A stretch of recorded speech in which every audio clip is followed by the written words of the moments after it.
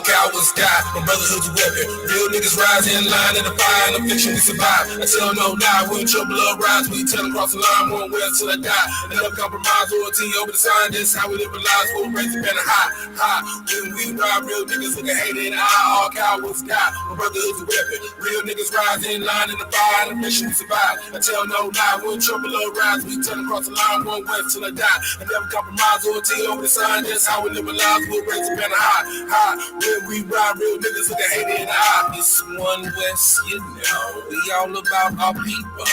No powers how we roll. Let's keep it deep in this hole. Rose out of concrete, red furnace of affliction, get by my feet. Street this cyber with the dead when I speak, break bread when I eat. We the mice bow down at our feet cause we royalty, Niggas walking so nobly, on over this loyalty. Ain't no controlling, we in solidarity. Stand on integrity as a singularity. Give them niggas a reprisal. We the fittest, do it down, it's like about survival. Born in the mud, 10 toes called Geico. Crash any niggas on the block trying to cycle. No cowards at your neck if our people on the prowl. A killer might kill a psycho like Michael. Archangel cutting lifelines, bringing strong codes on the feeling title.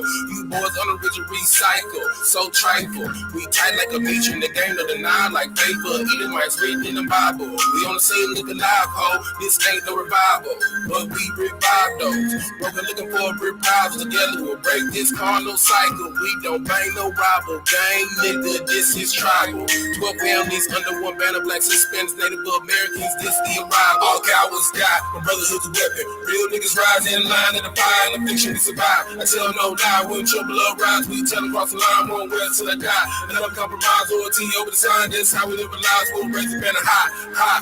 When we ride, real niggas look at hate in the eye. All cowards die, my brotherhood's a weapon. Real niggas rise in line in the fire, and the fiction we survive. I tell no lie, when trouble arise, we tell them cross the line, one way till I die. And never compromise, loyalty over the sign, that's how we live our lives, we'll raise the banner high, high. When we ride, real niggas look at hate in the eye. Brotherhood like cold piss in the pan. We in this whole thing like flies and shit.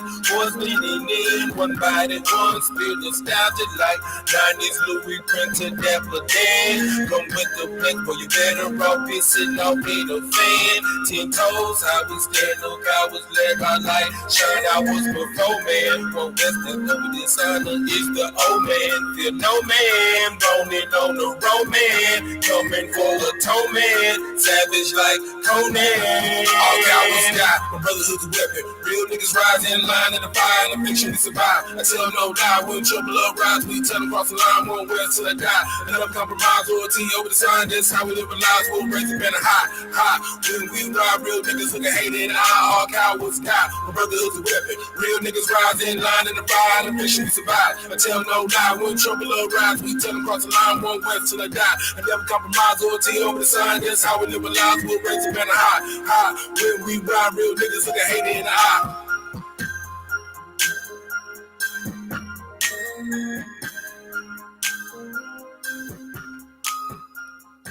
All right. Clap it up.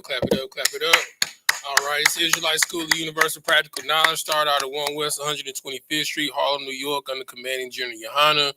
It is Monday, the history class, where we break it down line upon line, precept upon precept, here a little, there a little. So we're gonna take a break from our normally scheduled broadcasting of the deep dive on the Book of Genesis, because we're in a memorial right now, right? So you see the menorah lit. Right, so currently we are in the Feast of High Hanukkah, right? So we're gonna memorialize the story, right? And the importance of it. During the actual feast itself, we broke down the history. So to give you a little backdrop, basically, when Alexander the Great came into power, you understand. He went on a mighty conquest to conquer the known world. So Asia Major, Asia Minor, Egypt, Persia, and the Medes, Assyria, and of course, Israel, right? So during this time, during Alexander's campaign, he had a famous general named Antiochus, specifically Antiochus the Fourth. He's the one that brought on Hellenization, right? Hellenization is where every boarding school in the world gets their idea of how to brainwash children, right? Every school that a child goes to, this is where the framework of public school comes from, right? It comes from this idea of cutting off the culture of the indigenous people and replacing it with us being one people, right? We brought out, that's, similar to what we live in now, America. America is known as what? The melting pot. When you come from India, you give up Hindu to be an American. When you come from China, you give up Buddha to be an American. When you come from the Middle East, you give up Islam to be an American, right? When you come from South and West Africa, you give up Ifa and Voodoo to be an American. You give up everything that identifies you as a culture to be an American. That is Hellenization. Matter of fact, somebody grab that Zondervan Compact Bible Dictionary for me and read me the definition of Hellenist. All right. So it's very important for you to understand what's going on, because this is the framework for everything that's about to go on, right? So he's going to read the definition of Hellenist, and then I'm going to read a couple of backdrop excerpts that I brought out on Thursday when we get into the sacrifice of Mattathias, right? Which is the reason why we here, because of the precedent and the example that he set. All right. You got that, Bayan? Sir. All right, go ahead. The Zondervan Compact Bible Dictionary, the definition of Hellenist, Jews who made Greek their tongue. Jews that did what? Made Greek their tongue. Mm-hmm. Keep reading.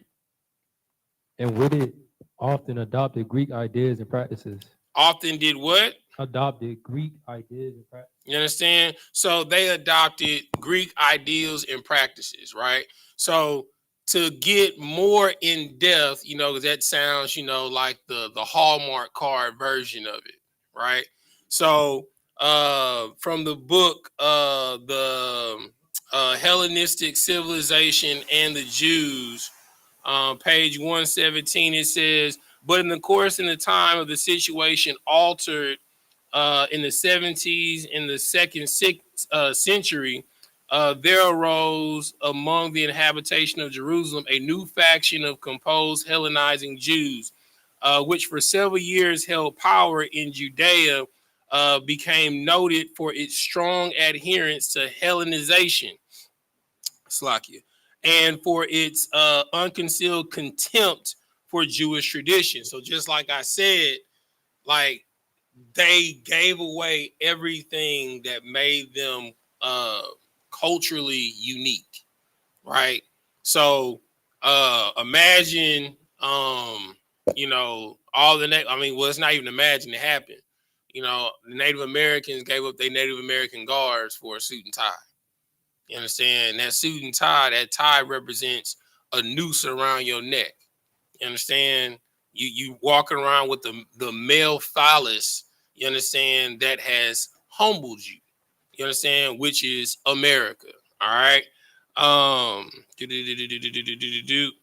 right. And with that, they brought on the customs into the Jewish life. They built gymnasiums. So that's the reason why there are gyms all across America, all across the world. This is Greek culture. This lets you know that we're still in the Greco-Roman Empire. The reason why, at least 10 times a day, whether you scrolling on your phone, whether you watching TV, join LA Fitness, join Lifetime Fitness, join 24-hour fitness, download this Fit app. You can have your own gym in your home, right? All of this culture comes from the Greco-Roman Empire. All right. And they even spread the Greek gods into Judea. All right, the Syrian king Antiochus IV, who intervened in all the affairs of Judea, threw his weight around in the sword, and he also sacrificed swine's flesh on the altars in the temple in Jerusalem. Right, so he completely desecrated our culture and basically told you either you gonna get down or you gonna lay down, one way or the other. All right, so this is where it picks up.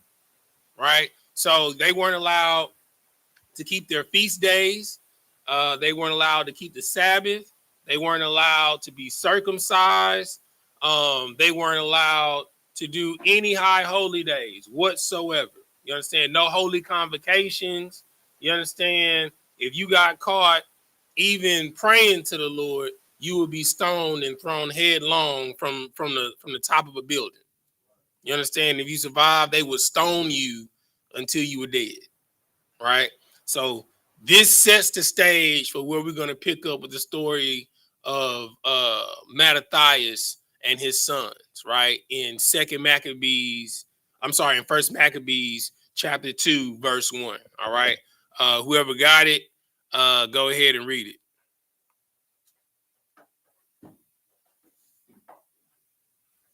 First Maccabees chapter 2, you're going to start at verse 1.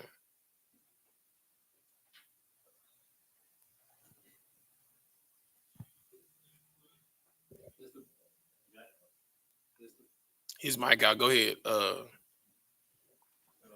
Hey, check those batteries in his mic, Yakuba. Go ahead. You good? You huh?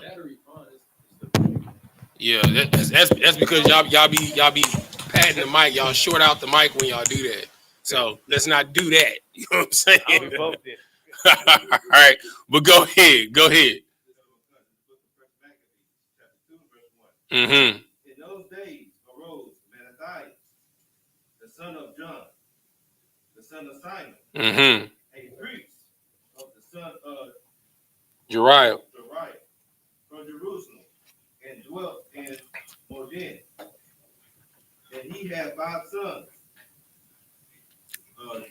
Jonan, called Cotton, mm-hmm. Simon, called Desai, Judas, who was called Mattathias, mm-hmm. Eleazar, called Abaron, and Jonathan, whose surname was Apparos. Mm-hmm. And when he saw the blasphemies that were committed in Judah and Jerusalem, he said, "Woe is me." He said, "What? Woe is me. Mm-hmm. Wherefore was I born to see this misery of my people and of the holy city, and to dwell there." But young, give me Deuteronomy 7 and 6. Keep reading, Sapar. And of the holy city to dwell there, Mm-hmm. when it was delivered into the hand of the enemy. Do it again. Was it too low, or is it a short in the wire?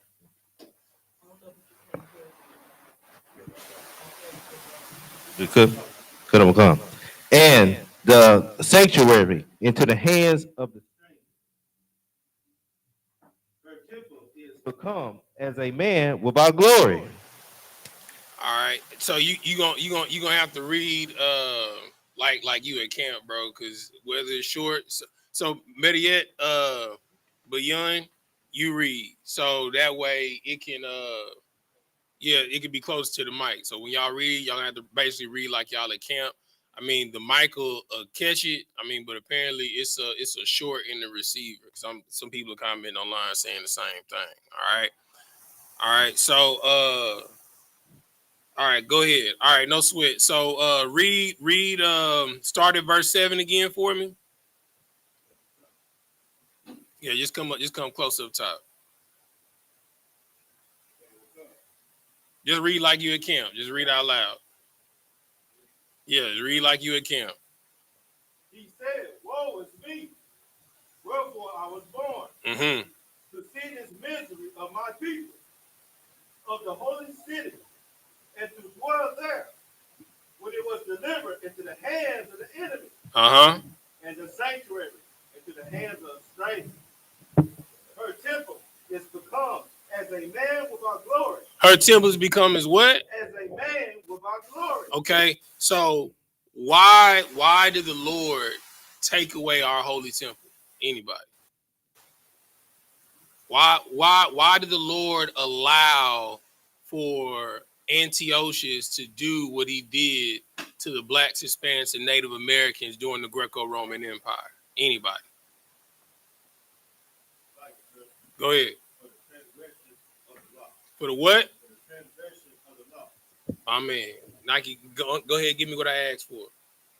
And Deuteronomy, first give me Deuteronomy 28, and then I want you to give me, I want you to drop down to verse 51. So go Deuteronomy 28 and 15, and then drop down to verse 51. And read loud like you at camp. No, you're not supposed to read at camp. It's the book of Deuteronomy. You know what I'm saying? I mean, you can use the mic, but you got to speak up just in case that shorts out. All right, come on. Yeah, it's practice, brother. Yeah, go. If you need to stand up, stand up. Try and talk in the mic. Test. Deuteronomy. It's been working. It's just Go ahead.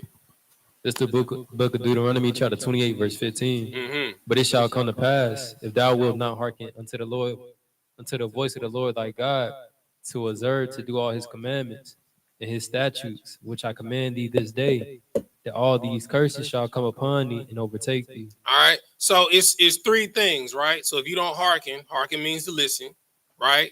If you don't observe, which means you have to see an example of what the right thing to do. And then to do the things of the example that was given to you, that the Lord is going to bring all the curses that are in the book of Deuteronomy, chapter 28, verses 15 through 68, to overtake you to the point where you are utterly destroyed. All right. Drop down to verse 51. Test.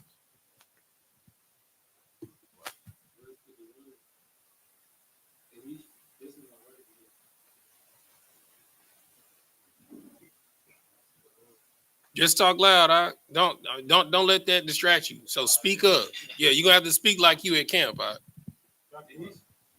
Go ahead. And he shall eat the fruit of thy cattle and the fruit of thy land until thou be destroyed. Until thou what? Until thou be destroyed. You understand? So Antiochus, right? In chapter 1, towards the end, he rode into Israel for his tribute. So basically for them to pay taxes, right? Israel, they paid their taxes.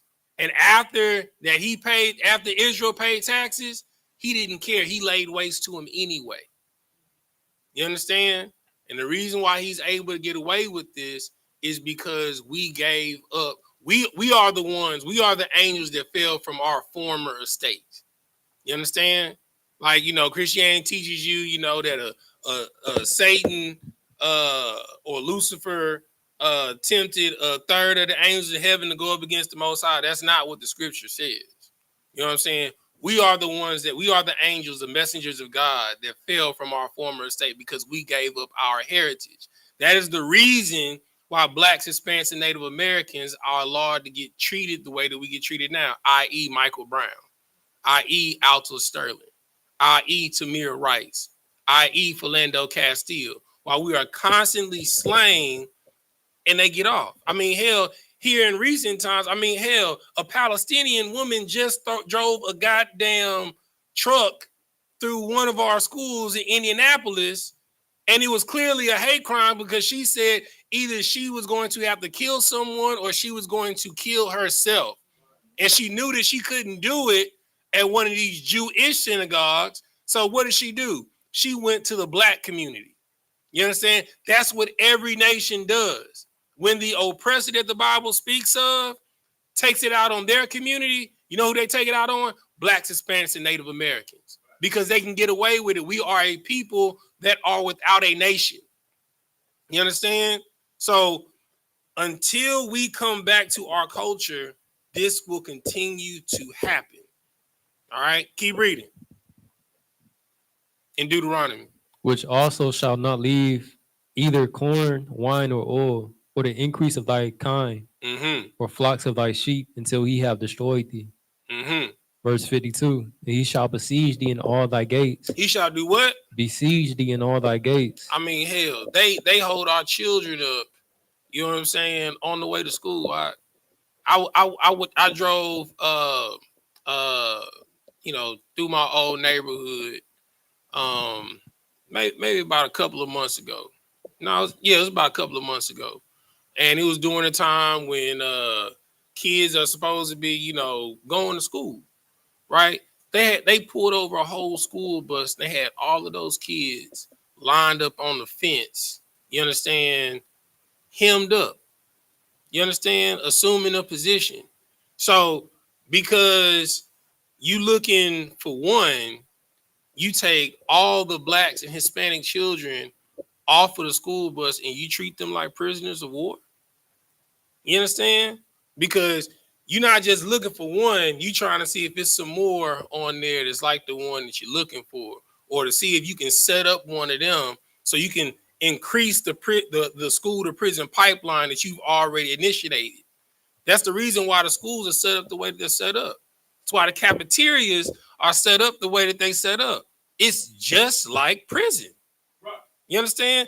Like they did a side-by-side study. Like even the trays that they give the kids to put their food on, it's the same trays that they use in prison. You understand? The same type of benches that you sit on in the cafeteria, it's the same ones in prison. When you go outside and you sit on the benches in the perimeter, ones, you know, the ones that's kind of meshy, that got this different colors, that's bolted to the ground, it's the same ones in prison. You understand? When you go to the showers in the locker room, if you're an athlete, it's the same showers and lockers in the prison. It's built the exact same way. They are setting you up to be utterly destroyed. This is hell. That's why the key part of Hellenization is what? Hell. Go ahead, Sapar. And so like, so they're so heavy that you bring that out. That's why it's so hard for our people to finish school. Because, Right. you know, unless you are athlete or popular or, you know everybody, you know, it's school can be a lonely place, especially if they not teach you nothing about yourself and about your people. So like Bruh, first and foremost, show you how diabolical the game is set up. You understand? We live in food deserts, right? So if we live in food deserts and there's no quality nourishment in our community, so that means the kids go to school starving. So if they go to school starving, they not focused in first period. You know what I'm saying? They want to act out, just like a baby crying when they hungry. So they see other kids, they got food, or they come into school early for breakfast. What they gonna do? They gonna bully them and take their food. You know what I'm saying? They gonna cause a ruckus. You know what I'm saying? They gonna disrupt the class. You understand? And it's all set up this way. Like everything that you go through is set up so that you end up where they want you to be, in slavery. And that's what prison is. It's free slavery. Go ahead, brother. And so, like, if I may, sir, like even with the construction of these new schools, they all look like prisons inside. Like they don't have as many windows as they do, like Bruh. back in the day. Oh yeah. Like each class had a window. Like now, most of these classes are set inside the infrastructure, so there's no windows. It's more brick and metal everywhere. I'm gonna blow your mind even more. When your parents come to pick you up, it's almost like they coming to visit you in prison. You got to go through like 4 or 5 checkpoints, right, just to get to the child. You understand? Just like you got to go through the guard to get on the grounds, right? You got to go through the metal detectors and go straight right there to the person that's behind a bulletproof glass. You understand? State your business and the reason why you're here. Well, I'm here to see student such and such. Well, let me look up the student number. What that sound like? A prison number. You know what I'm saying? To see where they're supposed to be. They track the kids just like they track the prisoners inside the prison. You understand? It's set up this way intentionally, but it's all because that we forsook our culture. You understand? We had our own schools. You understand? We had our own communities. We gave all of that up to be integrated. You understand? Martin Luther King said that he had a dream, but that dream was really a nightmare. Before he died, he said, I fear that I have integrated my people into a burning house. You understand? Because he knew that that dream that he said that he had, it wasn't from the Lord. It was from the lust of his loins. You understand? All right, keep reading so we can get back into the story. And he shall besiege thee in all thy gates until thy high and fenced walls come down, wherein thou trusted throughout all thy land. And he shall besiege thee in all thy gates throughout all thy land, which the Lord thy God hath given thee. Verse 53. And thou shalt eat the fruit of thine own body. Should do what? And thou shalt eat the fruit of thine own body. So what's the fruit of your own body? Child. You're gonna eat your kids, man. You understand? Through abortions, you understand? Through dysfunction in the household. You understand? I mean, hell, my mama told me when I turned 18, it's either college or the military. Either way, you getting out of my house.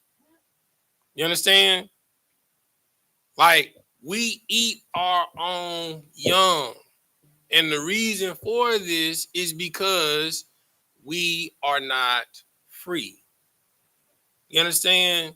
We are conditioned at 18. You need to get out there on that plantation field and pick that cotton. You understand? You got your quota to field, just like I got my quota to field. You understand? These lights ain't free. If you're gonna stay here, you're gonna put something on me. But it shouldn't be like that.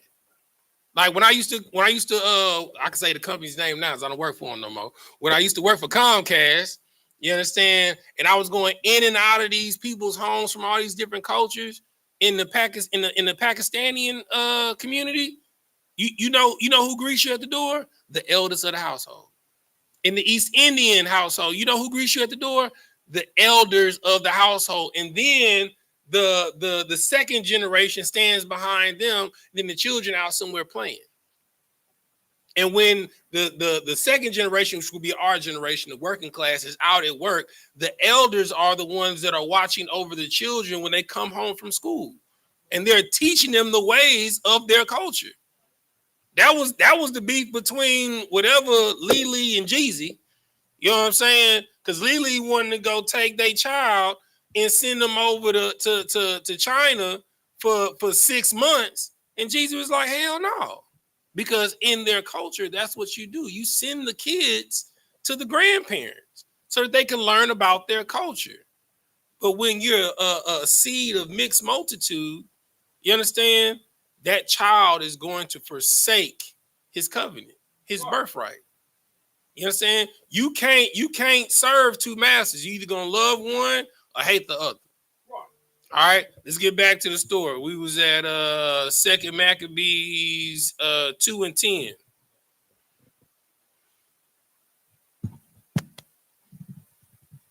This is the book of 2 Maccabees, chapter 2, verse 10, in the Apocrypha. What nation have not had a part in her kingdom and gotten of her spoils? Verse 11. All her ornaments are taken away. All her ornaments are what? Are taken away. You understand? No matter what the world does, right? If you from South Africa, you know the resources that are in South Africa, right? You can get your resources and your land back from South Africa. Whether you're in the Middle East, right? You know the resources that are in the Middle East, right? If you're in Asia, which is the biggest proprietor of tin and steel, you know what resources are there. If someone tries to take your land, you can fight back and take it back. But somebody show me on a map, where's the land of black? Where's the land of Hispanic? Right? Where is the land of African American? Where are those resources at? They don't exist because it's fictitious. It's made up. Because they not only took all of your resources, they took your identity. This is what Hellenization did to blacks, Hispanics, and Native Americans, and what has been continuously happening to us since the Greco-Roman Empire. Keep reading. Of a free woman, she is become a bond slave. Mm-hmm. Verse 12. And behold, our sanctuary, even our beauty and our glory, is laid waste. Is what? Is laid waste. Mm-hmm. And the Gentile have profaned it. Verse 13. To what end, therefore, shall we live any longer? Keep reading. Verse 14. Verse 14. Then Mattathias and his son rent their clothes and put off sackcloth and mourned very sore. So what you have to understand, the reason why blacks, Hispanics, and Native Americans, why we are in continuous mourning, is because we're so loving. We're so forgiving. You understand? We're so welcoming, right? But you go into River Oaks, are they welcoming? Nah. You understand? Right. You go to Bel Air, are they welcoming? Not at all. You understand? You go over there to Chinatown on the other end of Bel Air, are they welcoming? Not at all. You understand? The reason why we are destroyed is because we didn't follow these instructions in Deuteronomy chapter 7 and verse 2. Somebody give me that. Somebody give me that. Deuteronomy 7 and verse 2. You can start at verse 1 to give understanding, right? So, matter of fact, start at verse 6 and then jump back up to verse 1. Deuteronomy 7 and 6. We got to go ahead and read it. This is the book of Deuteronomy, Mm-hmm. chapter 7, verse 6. For thou art an holy people. We are a what? An holy people. And we all know holy means what? Separate. We are a separate people. The Lord is a separatist, right? He said, only Israel of all the families of all the earth have I known. And for that, I will punish you. The reason why we're going through what we're going through is because the Lord is yoked to us, nobody else. And he has made us holy. He has separated us from everyone else. But instead of us being separate, we want to be all inclusive. You understand? Instead of staying in the SWAT, instead of staying in dead end, you know, Sunnyside used to be a very prestigious community. That's where the original rodeo started, in Sunnyside. You understand? Like Acres Homes. That used to be an amazing community. You understand? But instead of staying and building up your community, no, you want to go to Sienna Plantation. Good night. You get off working to slavery to go live in a plantation. That used to be a real plantation. Or you move out to Sugar Land. And I hope you know the story about Sugar Land, right? Did anybody know the story about Sugar Land? Go ahead. What's the story about Sugar Land? And we ain't talking about Surviving Diddy.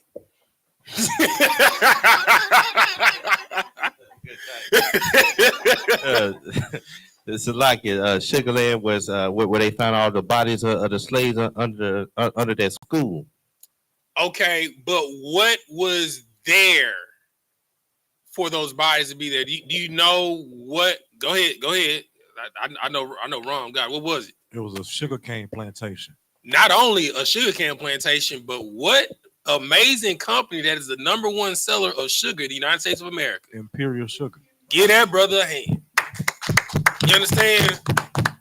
So instead of staying with your people, you go live out in another plantation where they had unmarked graves of children. You understand? A mass grave of children. What you got? Bayan? Yeah, you know Bayan mean understand. You know, you about to come with something heavy. Come on, bro. I was gonna say they built a school on top of their dead bodies. Come on, man. All of these prestigious universities like Harvard, when they opened up a new wing of their school, when they digged the foundation for it, you know what they found? An unmarked grave, a mass grave of blacks, Hispanics, and Native Americans. University of Alabama, same thing. LSU, hell, in LSU, there's a street that's called Highland, right? The story is, and I was told this story as soon as I got to Southern University about Highland Village, right? The reason why that street is called Highland, and you see it, all the trees grow over into the street. They used to hang blacks, Hispanics, and Native Americans and lynch them and hang them high from that street. That's why they call it Highland. You understand? This is the state and condition of the fight because you want to be all-inclusive instead of separate and instead of doing what the Lord told you to do in verse 2. Read Deuteronomy 7:2. Okay. This is the book of Deuteronomy, chapter 7, verse 2. Mm-hmm. And when the Lord thy God shall deliver them before thee, thou shalt smite them. Be friends with them. Smite them. Walk hand in hand with them. Smite them. Love them. Smite them. Welcome them. Smite them. Hug them. Smite them. And utterly destroy them. Be cool with some of them and kill some of them. Utterly destroy them. Work with them and be employed by them. Utterly destroy them. Well, we can employ some of them cool. Utterly destroy them. You understand? The reason why we are in the condition that we are in today is because we did what Saul did when the Lord told him to wipe out the entire opposition. You can't be at peace when you got enemies at your gate. You for damn sure can't be at peace when you got enemies within your gate. And you damn sure will never be at peace when you are being policed and taught by your enemy. This is the condition of the battle. This is the reason why we are in the state that we are in. This is the reason why we are utterly destroyed. The scripture says that my people perish for lack of knowledge. You rather believe that you the Gentile in the story than you really the Son of God. Let's get back to the story. 2 Maccabees, I think you were at okay, go ahead. This is the book of 2 Maccabees, chapter 2, verse 14, in the Apocrypha. Then Mattathias and his son rent their clothes and put on sackcloth and mourned very sore. Verse 15. In the meanwhile, the king's officers, such as compiled the people to revolt, came into the city Modin to make them sacrifice. Verse 16. And when many of Israel came unto them, Mattathias also and his sons came together. Now, one key thing that I want you to pay attention in this story is that every time you see Mattathias, who with him? His sons. His what? His sons. Because the only way that you are going to train up a child to be righteous is not only do they have to hear, but they got to observe. They got to see. So when it's daytime, they can do it because of the example that you've laid down, the example that we've set. You understand? Keep reading. Verse 17. Then answered the king, then answered the king's officers and said to Mattathias, on the wise, thou art a ruler and an honorable and great man in the city. So, and it's another thing that you have to understand. We are not a poor people. We've never been. Did it say Mattathias was just some beggar on the side of the street? What did it say about Mattathias? An honorable and great man in this city. But before that, it said that he was a ruler. You understand? Like him and his boys, they had a name about them. You understand? It is more honorable to have a name of reputation, you understand, than to have riches. Always maintain your honor and professionalism. Always. All right, keep reading. And strengthened with his strengthened with sons and brethren. Verse 18. Now therefore, come thou first, and fulfill the king's commandment, like as all the heathen have done. Mm-hmm. Yea, and the men of Judah also, and such as remain at Jerusalem. You know what I'm saying? The region, like, man, bro, I don't know why you tripping, man. Man, you might as well jump on the bandwagon, bro. You know, everybody doing it. You know what I'm saying? Just like, you know, whenever it's a new hairstyle, like, you know, dreadlocks ain't enough. You know, we had to get faux locks. You know what I'm saying? One person got faux locks, everybody got faux locks. You know what I'm saying? It was like the bob back in the day. You know what I'm saying? Or what's that that hairdo where they had the little short hairdo with the little flip curl? You know what I'm saying? Like when one do it, everybody do it. You understand? Because everybody want to be popular. Everybody want to be in the mix. But sometimes it's not good to be in the mix with everybody. Sometimes you got to dare to be different and to stand apart. The crazy things is the things that you are the most insecure about are the things that the Lord gave you to be the most powerful. That's what the Lord gave you to stand out. The things that you are the most insecure about. The things that you think that aren't cool because nobody else is doing it. Maybe you're supposed to be the trendsetter. I had a brother tell me all the time, I didn't know we could roller skate in the truth, brother. I mean, I roller skate. You know what I'm saying? Like, you are who you are. That doesn't mean that you can't be righteous doing it. You have to learn to be who the Lord made you to be. It's an old proverb. It is better to be a warrior in a garden than a gardener in a war. You understand? So yeah, brother, I can be, you know, with my wife, you know what I'm saying, in our hydroponic gardening, but best believe somebody come through that door, they're gonna get that heat, boy. I promise you. You understand? Whether it's hands or iron, either way, you're gonna feel it. I promise you that. and it's gonna be hot. Go ahead, Support. Oh, I'm still gonna keep it righteous, brother. It's self-defense. It's self-defense, brother. You know what I'm saying? I'm protecting what the Lord gave me. You understand? All right. Bayan, give me Proverbs chapter 10. Proverbs chapter 1 and verse 10. Finish out 18, Yahawashi. So shalt thou and thy house be in the number of the king's friends. Like, bro, man, you don't want to miss out, man. It's Coachella. You know, everybody gonna be at Coachella. You don't want to miss out. You know what I'm saying? You know, everybody gonna be down in Vegas to see Floyd fight. You don't want to miss out. You know what I'm saying? Everybody gonna be at the Grammys. You don't want to miss out. Everybody gonna be at the BET Awards, bro. You don't want to miss out. You know what I'm saying? But before you do, you know, step in this room and sign this contract for me real quick. You understand? Everything has terms and conditions. So you need to always ask questions. And that's why here in the I.S.U.P.K, we listen to the whole matter.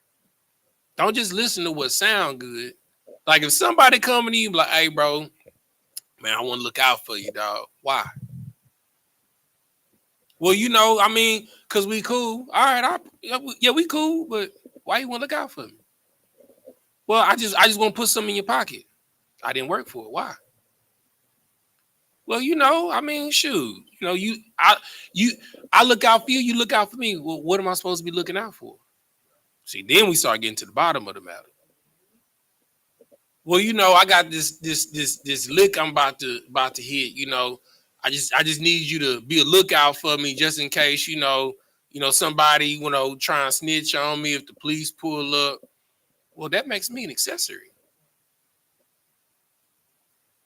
See, when you just let random people get in your car that's cool with your friends and you don't know them or know their pedigree, when a cop pull you over and let's say they got some paraphernalia on them, is that person going to go to jail or is everybody going to go to jail? Everybody going to go to jail. You understand? And what if that person don't want to accept the charge? You was driving the car. You went from a high school graduate with honors to having a misdemeanor or a felony in 2.5 seconds. All right, finish out 18. Or was that all of it? Go ahead. And thou and thy children shall be honored with silver and gold and many rewards. Well, there you go. They go that money again. You know what I'm saying? Like, do not be in league with sinners. All right. Matter of fact, give me what I asked for, Nike, in Proverbs 1 and 10. This is the book of Proverbs, chapter 1, verse 10. My son, if sinners entice thee, consent thou not. Do what?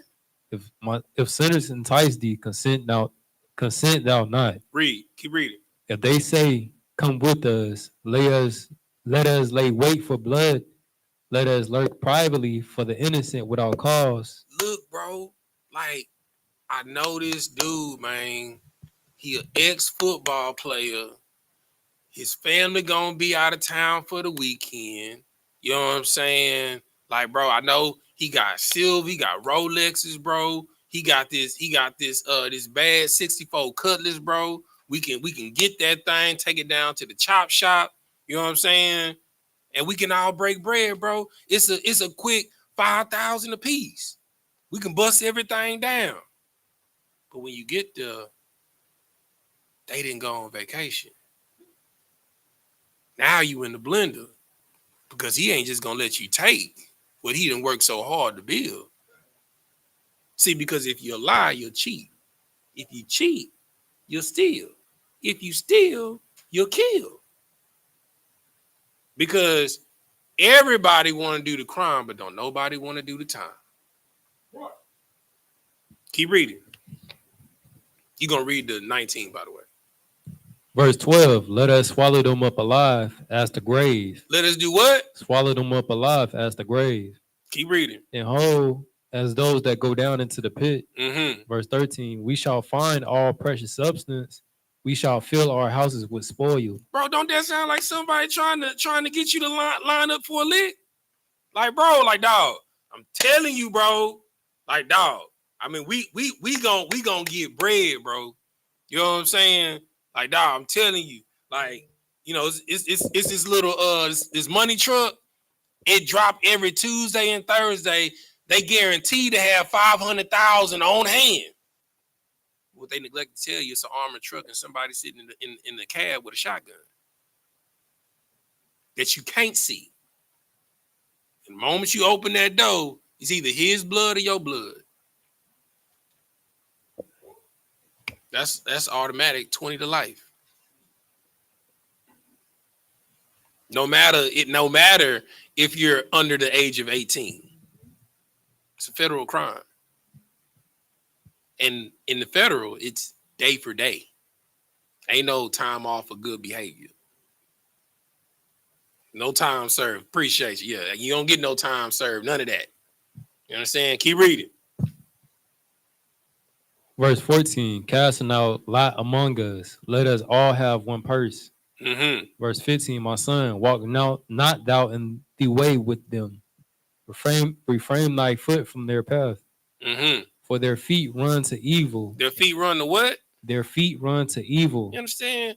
If no matter if it's selling drugs, doing drugs, robbing, killing, you understand? Or what's the new thing that's scamming?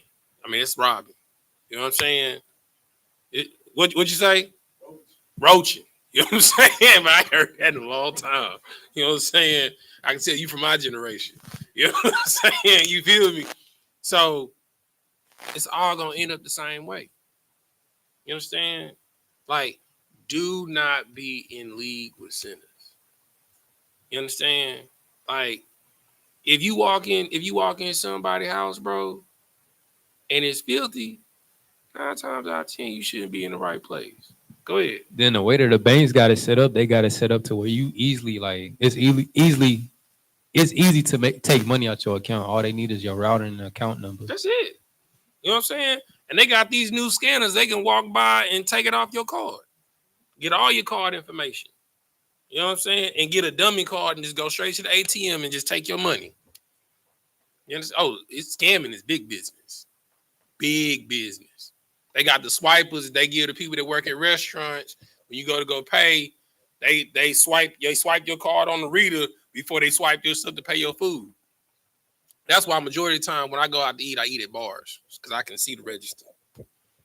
I don't like sitting at tables because I used to be a waiter at one point. I know what they do. I'm just keeping it real. I wasn't always in the truth, brother. You know what I'm saying? I wasn't always in the truth. Keep reading. And make haste to shed blood. Mm-hmm. Surely in vain the net is spread in the sight of any bird, and they lay wait for their own blood. They lurk privately for their own lives. They lurk privately for what? For their own lives. You understand? So that's a double entendre. They lurk privately, which means private, for their own gain, but it's also for their own demise. See, nobody wants to commit suicide by themselves. You know what I'm saying? When Japan sent out the kamikazes, you know what I'm saying, on that one-way trip to Pearl Harbor, they didn't just send one plane, send a whole bunch of them. We're going to send a whole bunch with you so you don't feel by yourself when you die alone for your country. You know what I'm saying? There's going to be others that's going to die with you. That's the mindset. That's the reason why when you smoke, you know what I'm saying, you match, right? Because I don't want to die alone. When you get drunk, you buy shots for everybody because you don't want to die alone. You know what I'm saying? When you pull up, you know what I'm saying? You know, a deuce or a foe. You know what I'm saying? Well, I don't know. Most people stingy with they drink. Yeah, most people stingy with they drink. I ain't gonna lie to you about that. They stingy. But you know, if you cool with somebody, you know, you might lace a sweet and make a candy sweet. You might share with them because you don't want to die alone. You understand? Because your demon not only wants to take you, it wants to take as many people with you. Go ahead, Bayan. One thing I want to say, misery loves company. Come but on, brother. Not only that, but it shows with these school shootings, and when certain people get tired of living, they go out and kill a whole lot of people before they kill themselves. And what ended up happening at the end of the school shooting? What the shooter ended up doing? Being free. No. What the shooter ended up doing? They do what?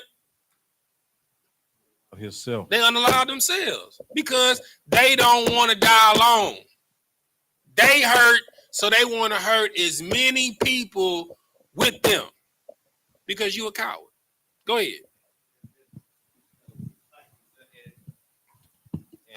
And that brings me back to the beginning of the class, like when you brought out how the schools is, you know, a prison of the pipelines. You know, that misery builds up until they in a mindset and in that spirit to do things just like that. This develops the crab in the bucket mentality. You understand? What you think you doing getting out the bucket? Nah, come on back down here. Be in the bucket with me. You know what I'm saying? How dare you be free? You know what I'm saying? Or how dare you be holy? How dare you not eat pork, shrimp, crab, or lobster? How dare you not celebrate 4th of July? How dare you not celebrate Christmas? How dare you not celebrate Thanksgiving? Who do you think you are? See, we're okay with being the Gentile, but we got a problem with being the child of God. The reason why is because being a child of God comes with accountability. You understand? It's a hard road being accountable. You understand? It'll have you by yourself out because everybody wants to be irresponsible. Nobody wants to pay bills. Nobody wants to get up and go to work. Everybody just want to chill. You know what I'm saying? You don't think, you know what I'm saying? Like I don't want to be playing God of War all the time. It's my favorite game. They about to come out with a new one. They about to come out with a new GTA. That GTA look fire. I ain't gonna lie to you. You know what I'm saying? That thing look as real as I'm looking at my nephew back there. You know what I'm saying? But I got responsibilities. I got accountabilities. You know what I'm saying? So it's the same thing in the truth with serving God. You know, it'll be great to celebrate the Chinese New Year, but you know, we got Passover. You know what I'm saying? It'll be great, you know what I'm saying, to celebrate the 4th of July, but we got Hanukkah. It'll be great to celebrate. What's the it'll be great to celebrate Ramadan, but we got the Day of Atonement. See, we got our own responsibilities. We have our own feasts. We have our own high holy days, but we're so concentrated on being multicultural, which has got us utterly destroyed because we have no culture. We give our culture away. Like they had the Grammys because so many black people was boycotting the Grammys. It's like, okay, we're going to have the Grammys 50 years of hip hop celebration. We're going to get them this time. Since the black people don't want to tune into the Grammys, and they literally had the lowest rating Grammys that they've ever had because blacks, Hispanics, and Native Americans were not watching because they were boycotting because the Grammys is racist. So they're like, you know what? We're going to have 50 years of hip hop celebrated by the Grammys. Everybody was tuned in. You know what I'm saying? Because you got to see Salt and Pepper. You got to see De La Soul, Dougie Fresh doing, you know what I'm saying, doing this thing. You feel me? They're culture vultures. The one time that you're on a united front, they throw in the Trojan horse. Because they know if they can get one, they can get everybody. Because we got to be on a united front or the Lord won't deal with us. That's why if you sinned, you died. Because we can't let you get a foothold in somebody else. You either was kicked out or you was killed. And if you was kicked out, your family line was banished for 3 generations. And you better hope your 3rd generation remember they're Israelite and not loving the world. All right, let's get back to the story. You at 19, Yahweh. This is the book of 1 Maccabees, chapter 2, verse 19 in the Apocrypha. Mm-hmm. Then Mattathias answered and spake with a loud voice, though all the nations that are under the king's dominion obey him, all fall away, everyone from religion of their fathers. Of what? Of religion of their fathers. So ain't no Buddhists in America. You know what I'm saying? Because if you celebrate Christmas, you ain't keeping all the culture of Buddhism. You can't be a Hinduist and be an American. You know what I'm saying? I don't know what the Hinduist holidays are, but you can't do that and do Christmas. You know what I'm saying? Like it baffles me when I like I had one of my coworkers at Comcast,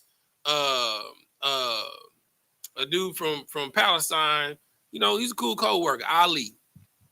You know what I'm saying? He his religion was Islam, but he eats pork. You want to know why? Because he's an American.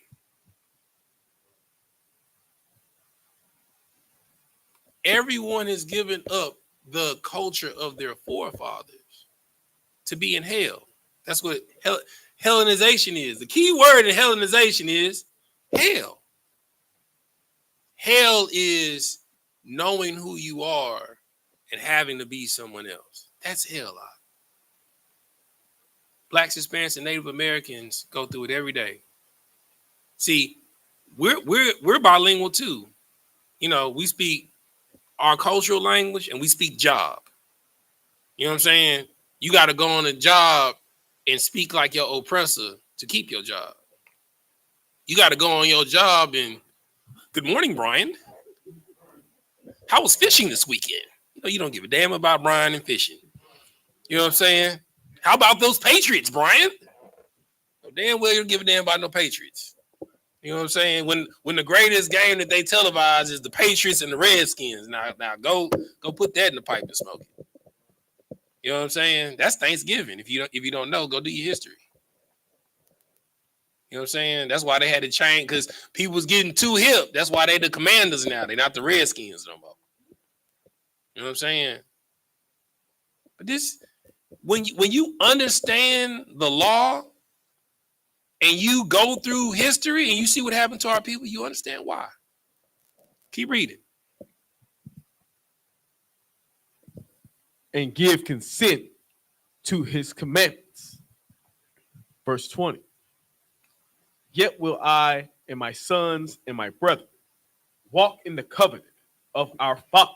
Do what? Walk in the covenant of our fathers. Mm-hmm. Verse 21. God forbid that we should forsake the law and the ordinance. Mm-hmm. Verse 22. We will not hearken. But young, give me Proverbs 22:1. Go ahead. Yabakan. We will not Yakaba, Salaki, brother. We will not hearken to the king's words. Mm-hmm. To go from our religion. To do what? To go from our religion. Mm-hmm. Either on the right or the left. Look, brother, let me understand. Let me help you understand something. It's something that's called honor and integrity. You don't get a great name by doing something that everybody else does. You understand? Barry Sanders, though he never won a Super Bowl, you understand? He's forever marked in history because nobody ran the ball like Barry Sanders. Michael Vick is forever, you know what I'm saying, in the halls of glory in football because he literally changed the position of quarterback.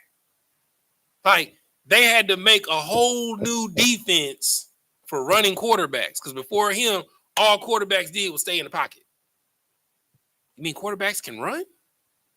Yeah. We've been doing this since we've been running from the cops in the hood. Because we got a quarter in the back pocket. You know what I'm saying? Read what you got for me, Bayon. Mm-hmm. No, yes, Proverbs 22:1. Yes, sir. It's the book of Proverbs, chapter 22, verse 1. A good name is rather to be chosen. A what? A good name. A what? A good name. A what? A good name is rather to be chosen than great riches. You know what I'm saying?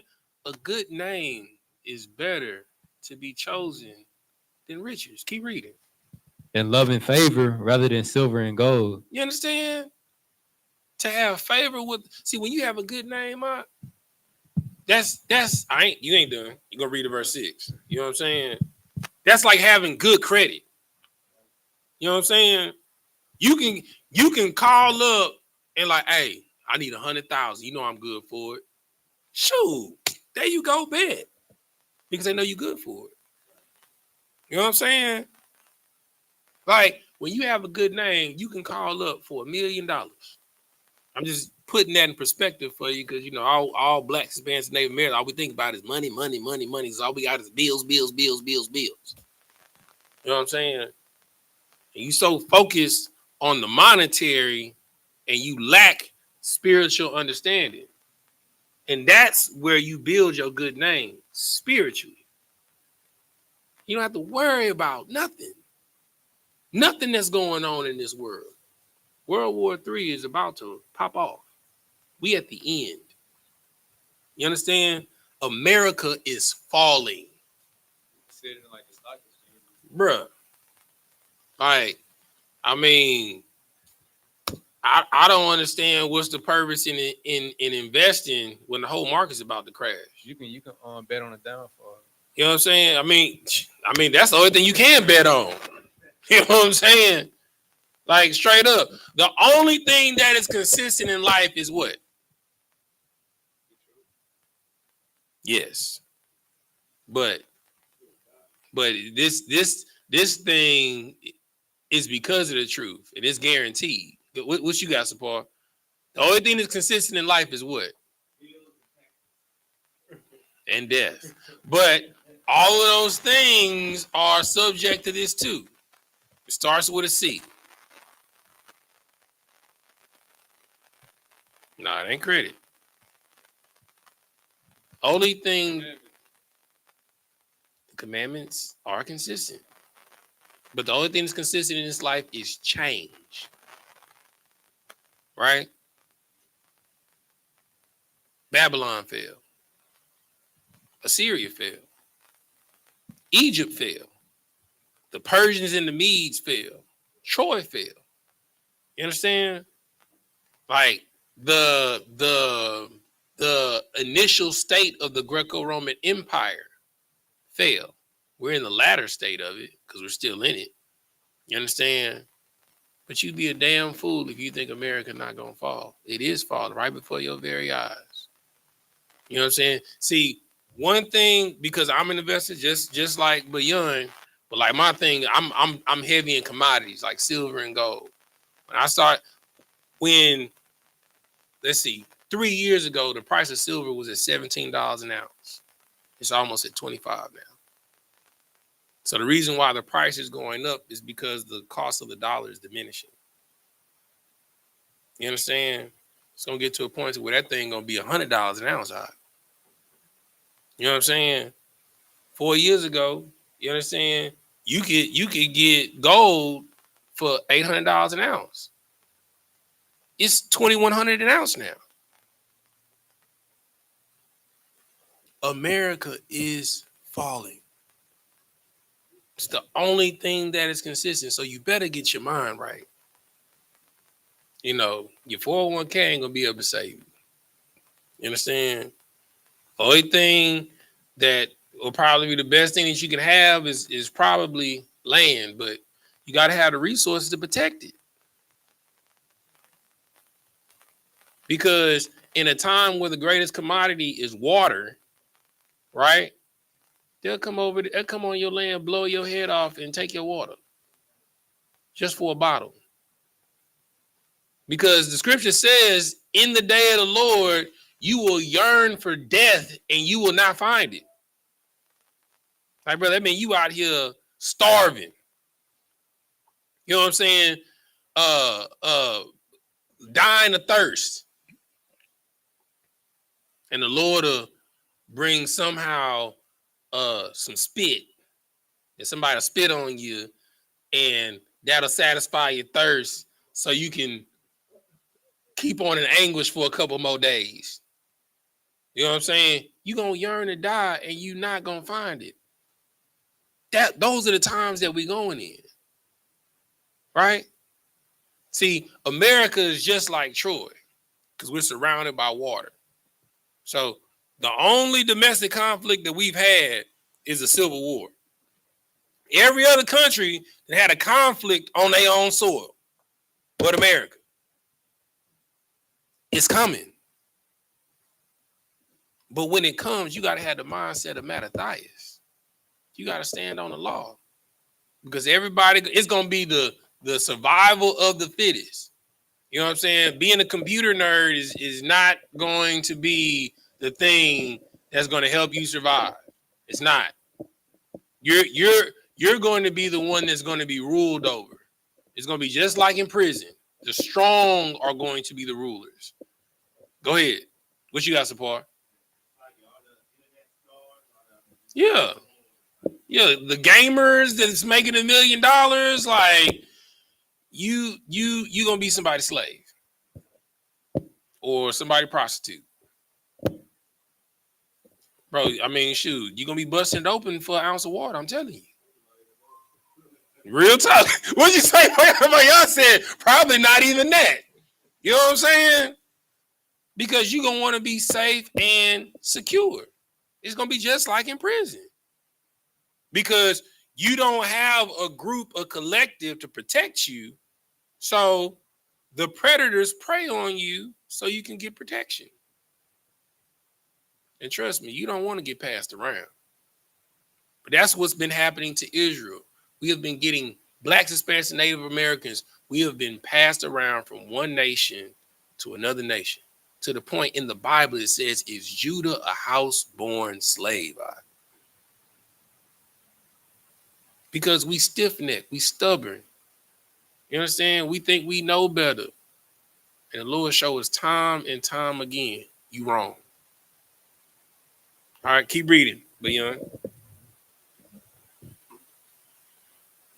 Verse 2, the rich and the poor meet together. The Lord is the maker of them all. Mm-hmm. A prudent man foreseeth the evil and hideth himself, but the simple pass on and are punished. But the simple do what? The simple pass on and are punished. You understand? Like, don't ever think anybody's getting away with wickedness. You know, I put it this way: you smoke a pack of cigarettes, you know what I'm saying, every day for 20 years, you're gonna die for cancer. It's gonna happen. You're gonna get cancer, you're gonna get lung cancer, and you're gonna die. If you eat pork, shrimp, crab, or lobster, you're gonna get diabetes, you're gonna get gout, you're gonna get hypertension, you're gonna get high blood pressure, you're gonna get COPD. It's not a matter of if, it's when. It's inevitable. The Lord isn't telling you not to do these things because I'm the Lord thy God. He's telling you to do it so that you can live a life and live it more abundantly because he chose you. But instead of living like a son of God, you rather live like some beggar on the side of the street. You rather be outside of your mind instead of standing in glory with your hand held high. Instead of looking every man in the eye when you talk to him. It's because you're a coward.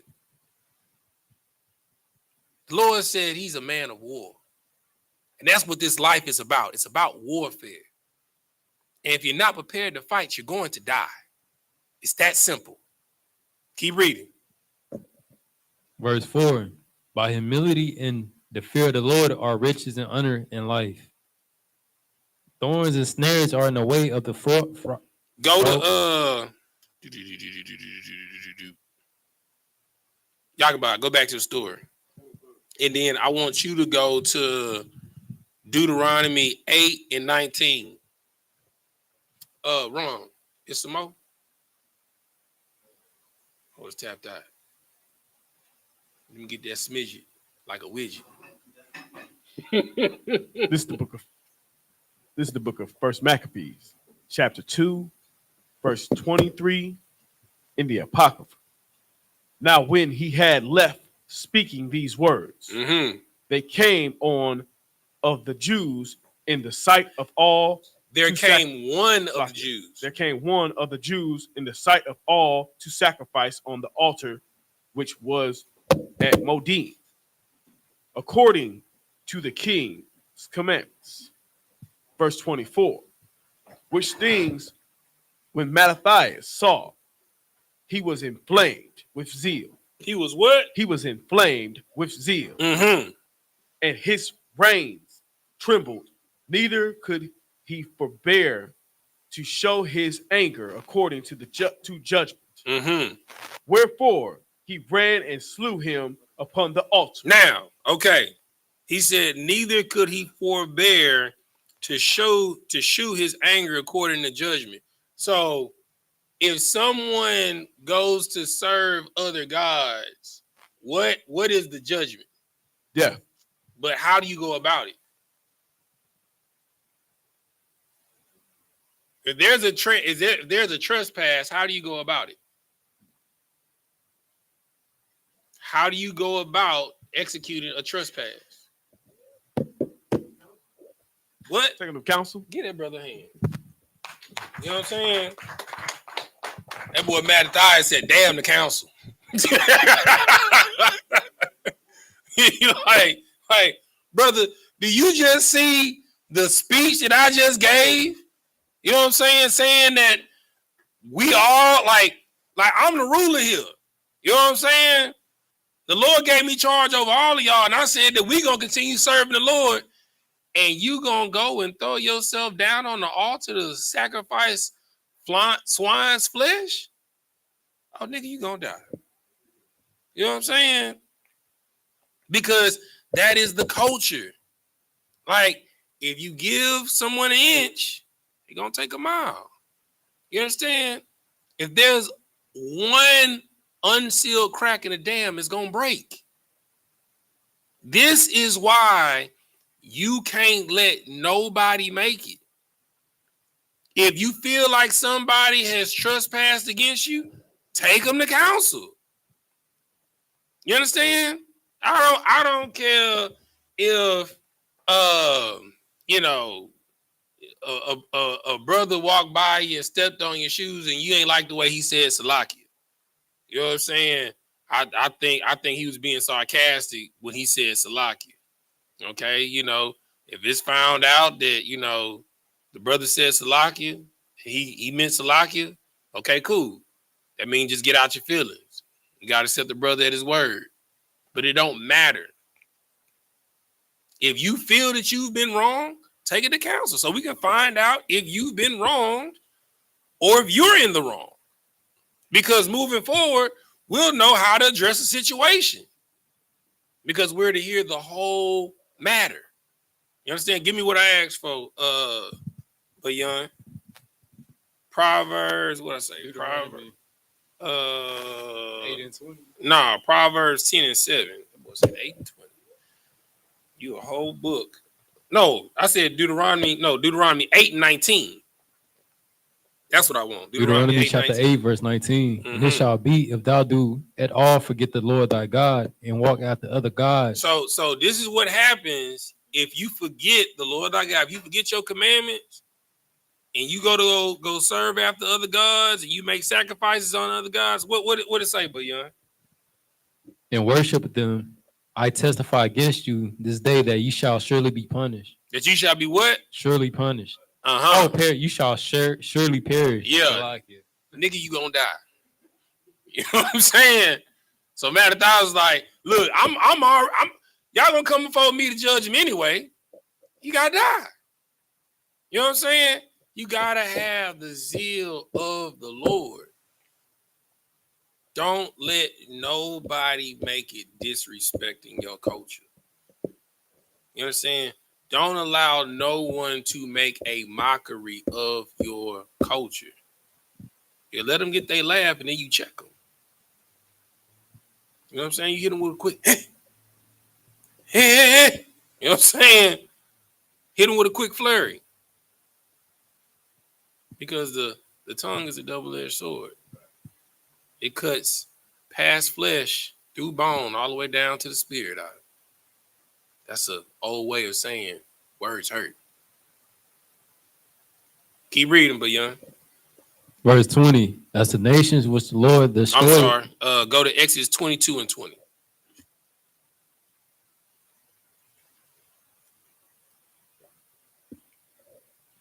So what you got to understand is that Mattathias was justified in what he was doing.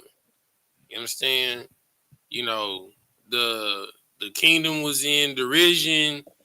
There was no priesthood at the time because everybody had been Hellenized. Basically, he said, hey, bro, I love you, but you got me effed up. I'd rather see you die than to serve another God. Because you falling from glory. You on your knees, but first off, you on your knees before another man at an altar to another God. Scripture literally says that you ought to bow your head to no man or graven image. But the first part it says before that is a man. You got on your knees before a man and the altar that he built to afford. You got to go, bro. You got to go. See, that's the spirit we need to have when we see our young men walking around with their pants hanging to their thighs. But you let them make it because we a generation of cowards. You don't say nothing. But you you walking with your daughter. And this man walking, literally showing his naked behind. You understand? Or you walking with your wife. You understand? We got to be a people that stand for something. This is the reason why the other nations don't respect us, because we don't check them. See, it's cool when they talk about them because they're not talking about me. See, that's them. That ain't me. But then when they talk about you, you want everybody to defend you, but you didn't defend Trayvon. When last time you heard Trayvon name?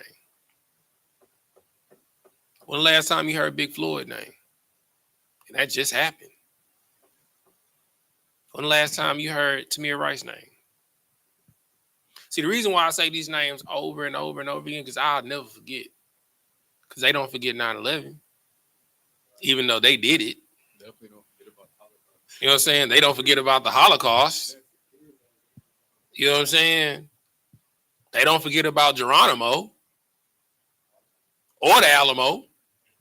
You know what I'm saying? They don't forget about Pearl Harbor. They don't forget about Columbine. You know what I'm saying? They don't forget about the Vietnam War. They don't forget about Desert Storm. So why should I forget about Seneca Village? Why should I forget about the 700 Pequod Native Americans that was killed so that we can have Thanksgiving? Why should I forget about Black Wall Street? Why should I forget about Rosewood? You understand? Why should I forget about all the Blacks, Hispanics, and Native Americans that have been lynched? Why should I forget about what you did to the Black Panthers? Why should I forget about what you did to Malcolm? Why should I forget about what you did to Martin? Why should I forget about anything that you've done to any of my brothers or sisters? You don't forget. Hell, you make a memorial and a national holiday off the mass murder of my people. Every national holiday in America is predicated off the mass murder of Blacks and Native Americans. Memorial Day is about the mass murder of Blacks, Hispanics, and Native Americans dying for a country that don't give a damn about them. 4th of July is about Independence Day, when in July 4th, 1776, you was picking cotton, sugar cane, corn, tobacco, and any other type of product that was shipped out of the South. You know what I'm saying? You was not free. They was buck breaking you. You know what I'm saying? Like, they had you fighting to the death with your brothers for sport. Just like they have you doing it playing football. You kill yourself for a team, and on the other side of the sideline, like, I'll never forget a story that Marshawn Lynch said when he was playing for the Oakland Raiders. The Oakland Raiders got in a scrap. I think it was like the Kansas City Chiefs. You understand? They got into a scrap with him, and he ran off the sideline because the person they was trying to scrap with, it was his little cousin. And he was on the other team, and he was throwing down with his teammates because that's his little cousin. That's the mindset that we need to have. We forgetting about the home team, and we fighting for a culture of a country that brainwashed us. Don't nobody police Blacks, Hispanics, and Native Americans worse than Blacks, Hispanics, and Native Americans. The worst cops are Black cops and Hispanic cops and Native American cops. Those are the worst cops. They worse than the white people because they want to be promoted, so they got to be worse than the oppressor. You know what I'm saying? Was that it on that scripture in Exodus 22? Did you read it? Go ahead and read it one more time. I never read it, sir. Go ahead. This is the book of Exodus, chapter 22, verse 20. He that sacrificeth unto any God, save unto the Lord only, he shall be utterly destroyed. He shall be what? Utterly destroyed. You know what I'm saying? You wanna know why the crackhead on the corner just out there losing his mind? because he destroyed, because he praising that crack pipe. You know what I'm saying? You dying from that needle in your arm because, you know, you in love with that white horse. You know what I'm saying? Like anything that you praise, no matter if it's whoredom or whoremongering, prostitution, pornography, you know what I'm saying? It will destroy you. It will destroy you, Akawan. Our people perish for lack of knowledge. You understand?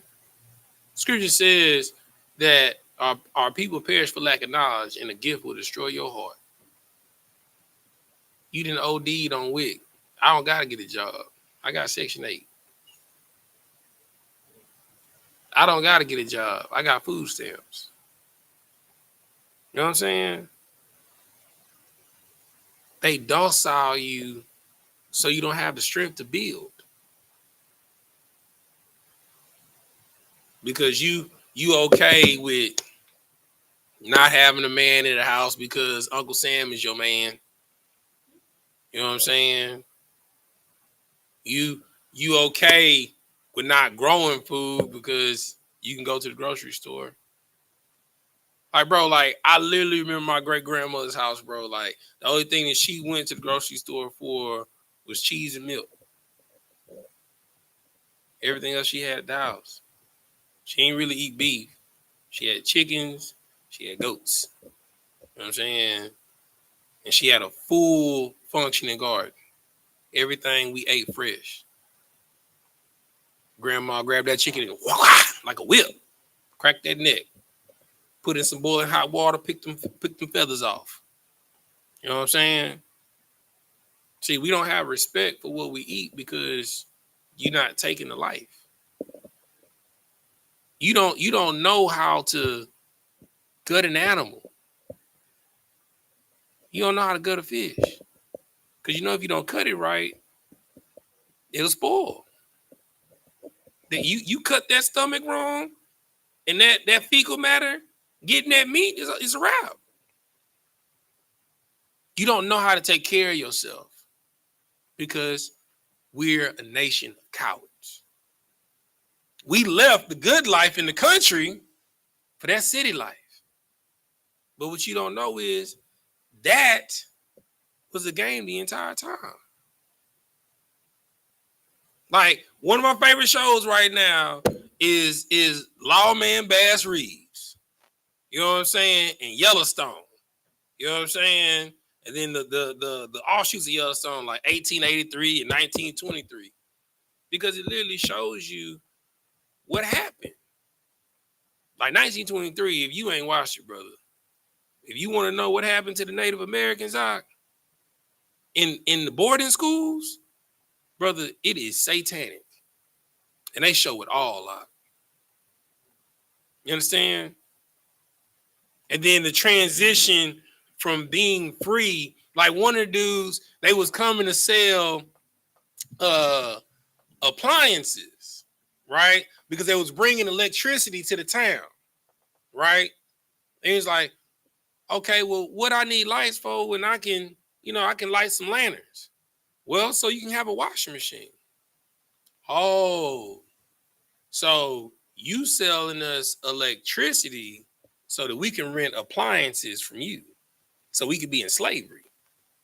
Well, why would I want to give up being free to being a slave to you, paying you every month? And then the guy, instead of talking to the man, he started talking to the woman. Look at these shiny things. Because he knew what the man was saying was right. And he had no rebuttal for it. And it went from appliances to utilities.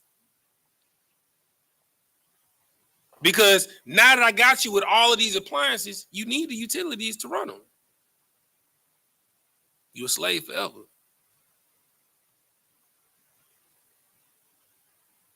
This is what you got to realize. This is what Mattathias fought against. He fought for us to be free and for us to have our own kingdom, because we are a nation of kings and priests. Every man is supposed to be a king of his own household. You're supposed to be a king and a priest of your own household. Go ahead. Craziest part about it, they'll take something that we created and sell it right back to us and make us they slave. Yep. Like, I mean, brother, come on. Oxtails. I mean, oxtails was discarded meat, brother. They didn't sell that. You know that, right? Oxtails is almost $5 a pound now. That's insane. It was discarded meat, like intestines. You know what I'm saying? It was discarded. It's like nobody gonna eat this. So give me that tail. But because they see it's such a delicacy and it's actually good meat, and they know you gonna buy it, $5 a pound. That's insane. And then they sell them in them little packs. It's only like 3 or 4 oxtails in them. You know what I'm saying? You feel me? And you paying $30 for 4 oxtails. It's crazy. That's hell a lot. Or shall I say, Hellenization. Go ahead. And we're gonna get back to the scripture.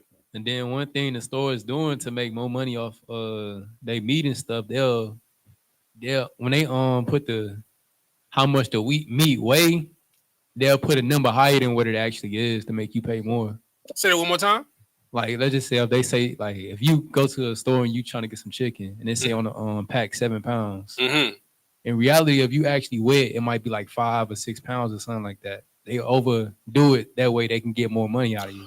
Okay, so 9 times out of 10, I'm telling you from a chef standpoint, they do it when they fresh slaughter it. They so, like, prime example, like if we were going to do the fresh slaughter for the cookout at Hamaza Farm, right? So however much that animal weighed before we slaughtered it, before we took out the guts, before we deboned it, you know what I'm saying? We took out all the organs and whatever that weight is. So if it was 80 pounds full of crap, you know what I'm saying? It was only 50 after we took everything out. You're gonna pay for the 80 pounds because you got to pay for the animal, right? So I know it may seem like they getting over on you, but they actually weigh the animal before they slaughter it. So that's what you're paying for. You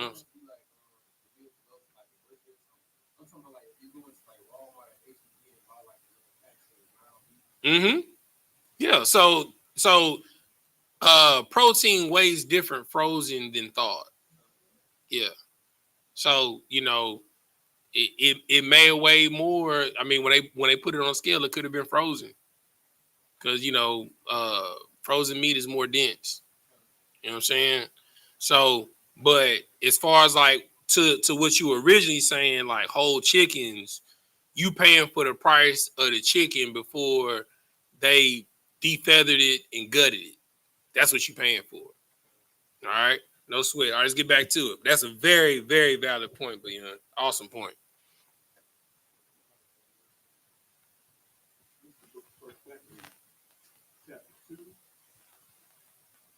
I think you were like 24. Down pounds to 20. I was at the end of starting 25. Yeah, 25. There you go. This is the book of First Maccabees, chapter 2, verse 25. Also the king's commissioner, who compelled men to sacrifice, he killed at that time. He did what? He killed at that time. He did what? He killed at that time. Somebody tell me why he killed the king's messenger. In the words of General Muhammad, blow my mind. Sapar? That's true. That's true. But why? What's the law? Yaakobah read it. It's in Deuteronomy. Okay, but what did it say in verse 2? That's verse 6. What did it say in verse 2?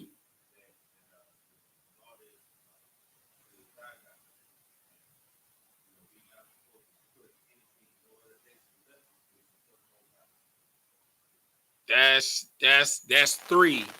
But verse 2 is the reason why he killed the king's messenger. Somebody give me Deuteronomy 7:2. What it say? What it say, Yahweh? This is the book of Deuteronomy, chapter 7, verse 2. And when the Lord thy God shall deliver them before thee, thou shalt smite them. Do what? Thou shalt smite them. Do what? Thou shalt smite them. And utterly destroy them. Thou shalt make no covenant with them. You understand? So you're not supposed to make no agreements with the enemy. You understand? They serve a whole nother power. So their mindset is towards their ulterior motive.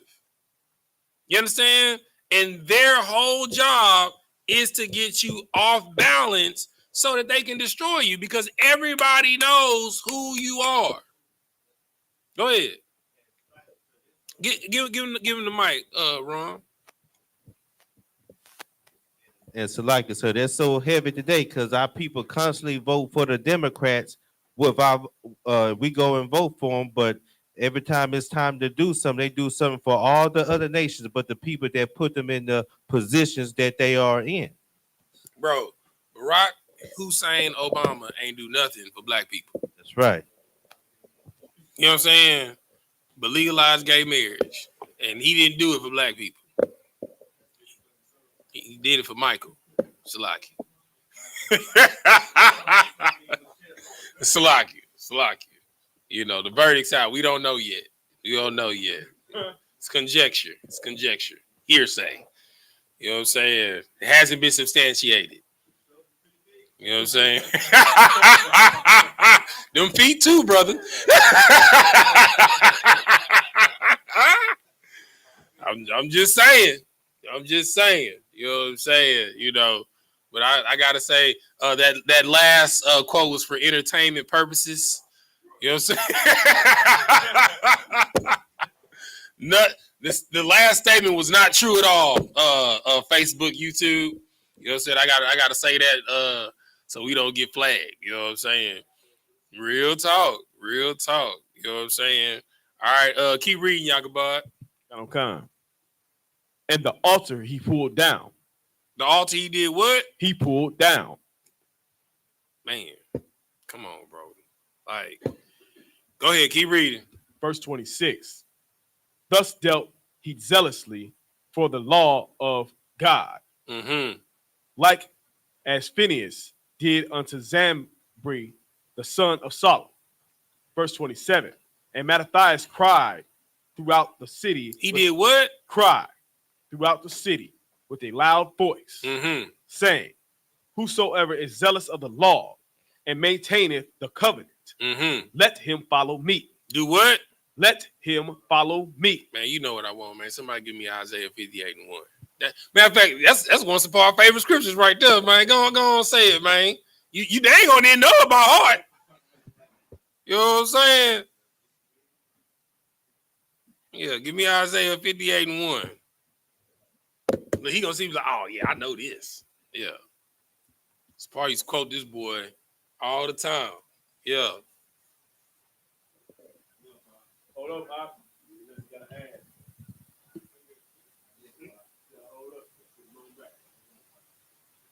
Most high, give yourselves a hand, brother. You know what I'm saying? Shout out to Officer I.S.U.P.K. You know what I'm saying? It's some structure going on around here. Go ahead, Isaiah 58:1.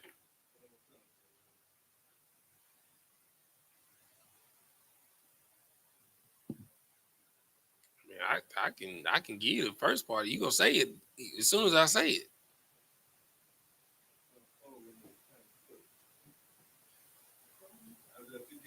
You know it. Do what? Do what? Man, say it on the mic, man. Say it on the mic one time, man. Cry loud. And y'all about what did it say Mattathias did? Cried throughout the city with a loud voice. What the scripture say? Cry loud. And what? Spare not. Lift up thy voice like a trumpet. You know what I'm saying? That's the problem. We all be like, Hey brother, can you pull up your pants, please? No, bro. Hey, bro, pull up your pants, bro. It's women and children over here, dog. What's wrong with you, man? All right, man. Yeah, that's all he gonna say. He gonna look back at you and be like, man, he right, bro. You know what I'm saying? That's what you gotta do, bro. Right. We too worried about what other people think. We too worried about stepping on toes, but other nations been standing on your head because you afraid of stepping on your brother's toes. But you got other nations standing on your head because you afraid to check your brother. Go ahead. Mattathias was ready to put it all on the line. He murked the nigga for the Lord. We too scared to correct and improve each other. So now we got men walking into women restrooms. Come on, bro. Well, let the Lord give me a daughter. Brother, bad news gonna beat you home. You know what I'm saying? I saw that video of this brother walking his daughter to the bathroom. He's like, hold on, let me open this door real quick. Anybody in here? You know what I'm saying? And as soon as he said it, a dude came out the bathroom. See? Yeah, no, he didn't. You know what I'm saying? Like, come on, bro. Like, that was unheard of growing up in the 80s, in the 90s. You know what I'm saying? And in the early 2000s. Go ahead. That happened to me. What you mean? I was at the YMCA. Mm-hmm. At my daughter. Mm. She was getting ready to go in the bathroom. She came running back out. Daddy, this boy. Oh no. I about blew the hook. I ain't even gonna say. But. Yeah. Yeah, nah. You know what I'm saying?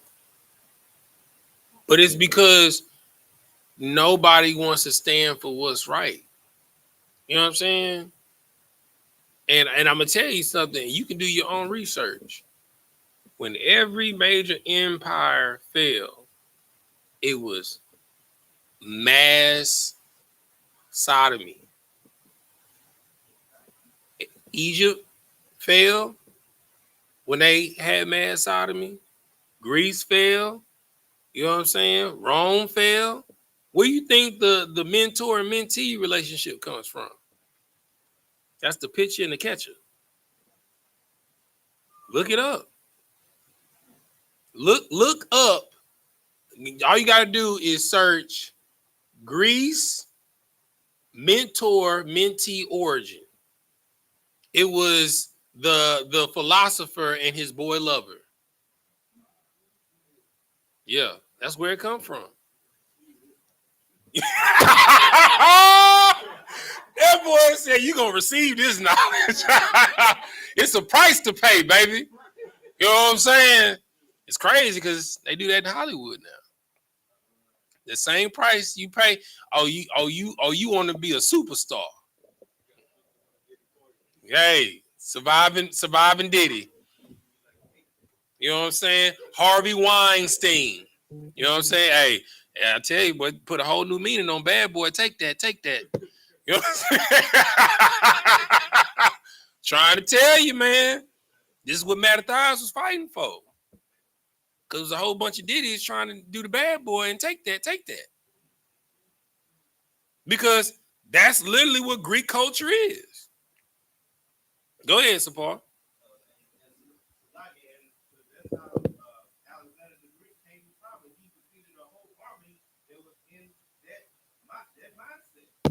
Come on, bro. You know what I'm saying? Like, and he was in that mindset. One of his generals was his lover. His best friend was his lover. You know what I'm saying? They was Brokeback Mountain. All right, let's get back to the story.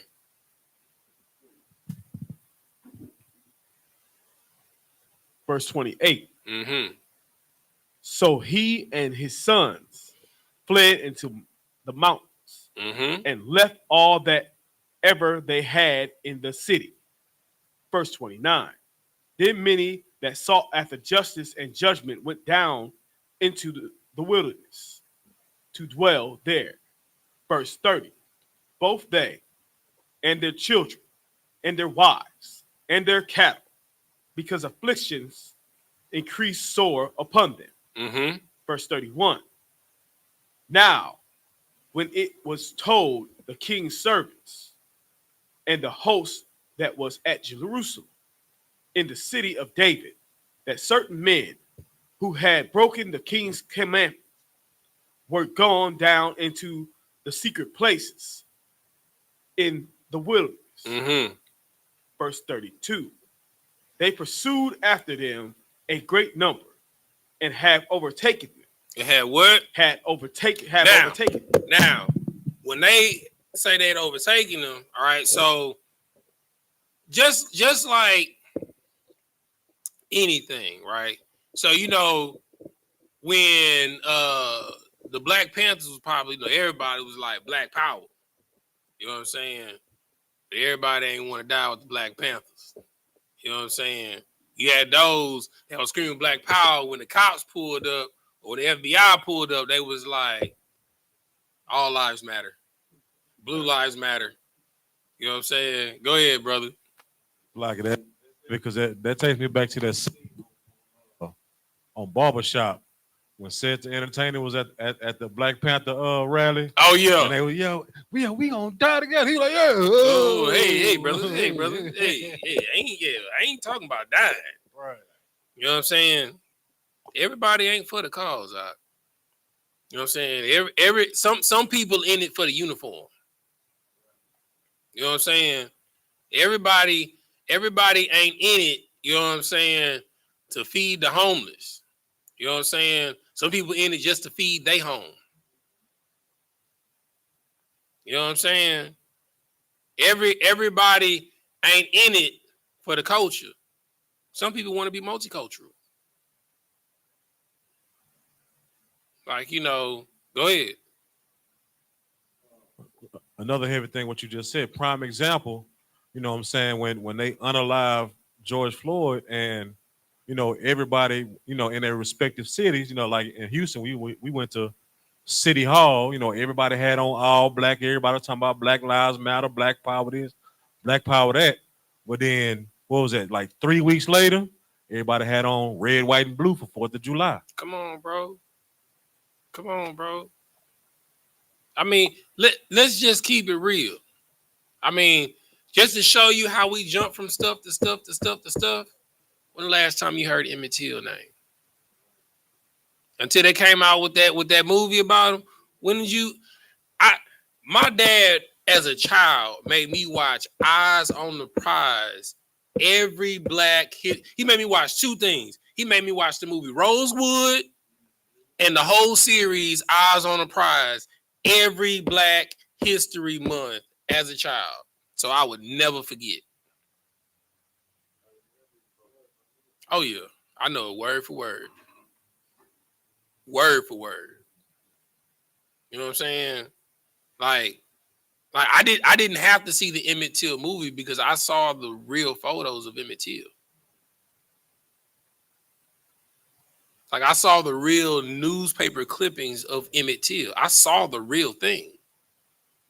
My dad took me to the museums in Atlanta. You know what I'm saying? Where I saw our history in face to face. My dad is not a spiritual man. He's not a Bible thumper. You know what I'm saying? But one thing that he is a history buff, and he told me, I'll be damned if you don't know where you come from and you don't know what our people been through. See, my father got a zeal is just not according to knowledge. That's all of our people. See, the reason why you get mad when somebody step on your J's is because you got a zeal is just not according to knowledge. You royalty, you know you royalty. That's the reason why you act hubrisly. You know what I'm saying? Hold on, hold your peace out. Hold your peace. You know what I'm saying? We got to get through this. All right. I definitely want to get through this last point right. Well, this point right here, even if we don't get through the whole second chapter. All right. Keep reading. They camped against them and made war against them on the Sabbath day. Verse 33. And they said unto them, let that which ye have done hitherto suffice. Come forth. What verse you at? I'm at verse 33, sir. Okay, go ahead. Come forth and do according to the commandment of the king, and ye shall live. Keep reading. Verse 34. But they said, we will not come forth, neither will we do the king's commandment to profane the Sabbath day. Verse 35. So then they gave them the battle with all speed. Verse 36. Howbeit they answered them not, neither cast they a stone at them, nor stopped the place where they lay hid. Verse 37. But said, let us die in our innocence. It really should say in our stupidity, but go ahead. Heaven and earth shall testify for us that ye put us to death wrongfully. Verse 38. It should be you put us to death because our stupidity, because we stupid. Go ahead. Keep reading. Verse 38. So they rose up against them in battle on the Sabbath day, and they slew them with their wives and children and their cattle, to the number of 1,000 people. Now, all right, let me ask you a question. So you think because it's a Sabbath, the Lord gonna be mad if you gun a nigga down that come in and try and kill you, your wife, and your children? All right? You understand? This is the stupidity of our people. See, these is what we call figs, right? So they was down not to follow after Antiochus, right? They was down with that. But when Mattathias said, if you are a proprietor for the Lord thy God, you understand, and you gonna follow the law, follow me to the wilderness. They was like, oh, we all about following the Lord, but we don't know about following you. You understand? So when you lean on your understanding, you're gonna get destroyed. All right? Like, how stupid is that sound? The Lord said, keep the Sabbath holy. They're coming to kill us on the Sabbath.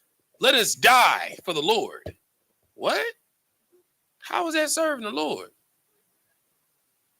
You gonna let your whole bloodline, brother. Look, come on, Art. Like, do you know 1,000 people in your family? No. You might know 50, maybe. A good 20 to 30 for sure. You know what I'm saying? They wiped out 1,000 men, women, and children out. That's multiple family lines because of your stupidity. Precept. Somebody, I got a couple of them. Somebody give me Hosea 4:6. Somebody give me Romans 10:2. And then we're going to get what Christ said in Luke chapter 6, verse 1. So somebody give me Hosea 4:6.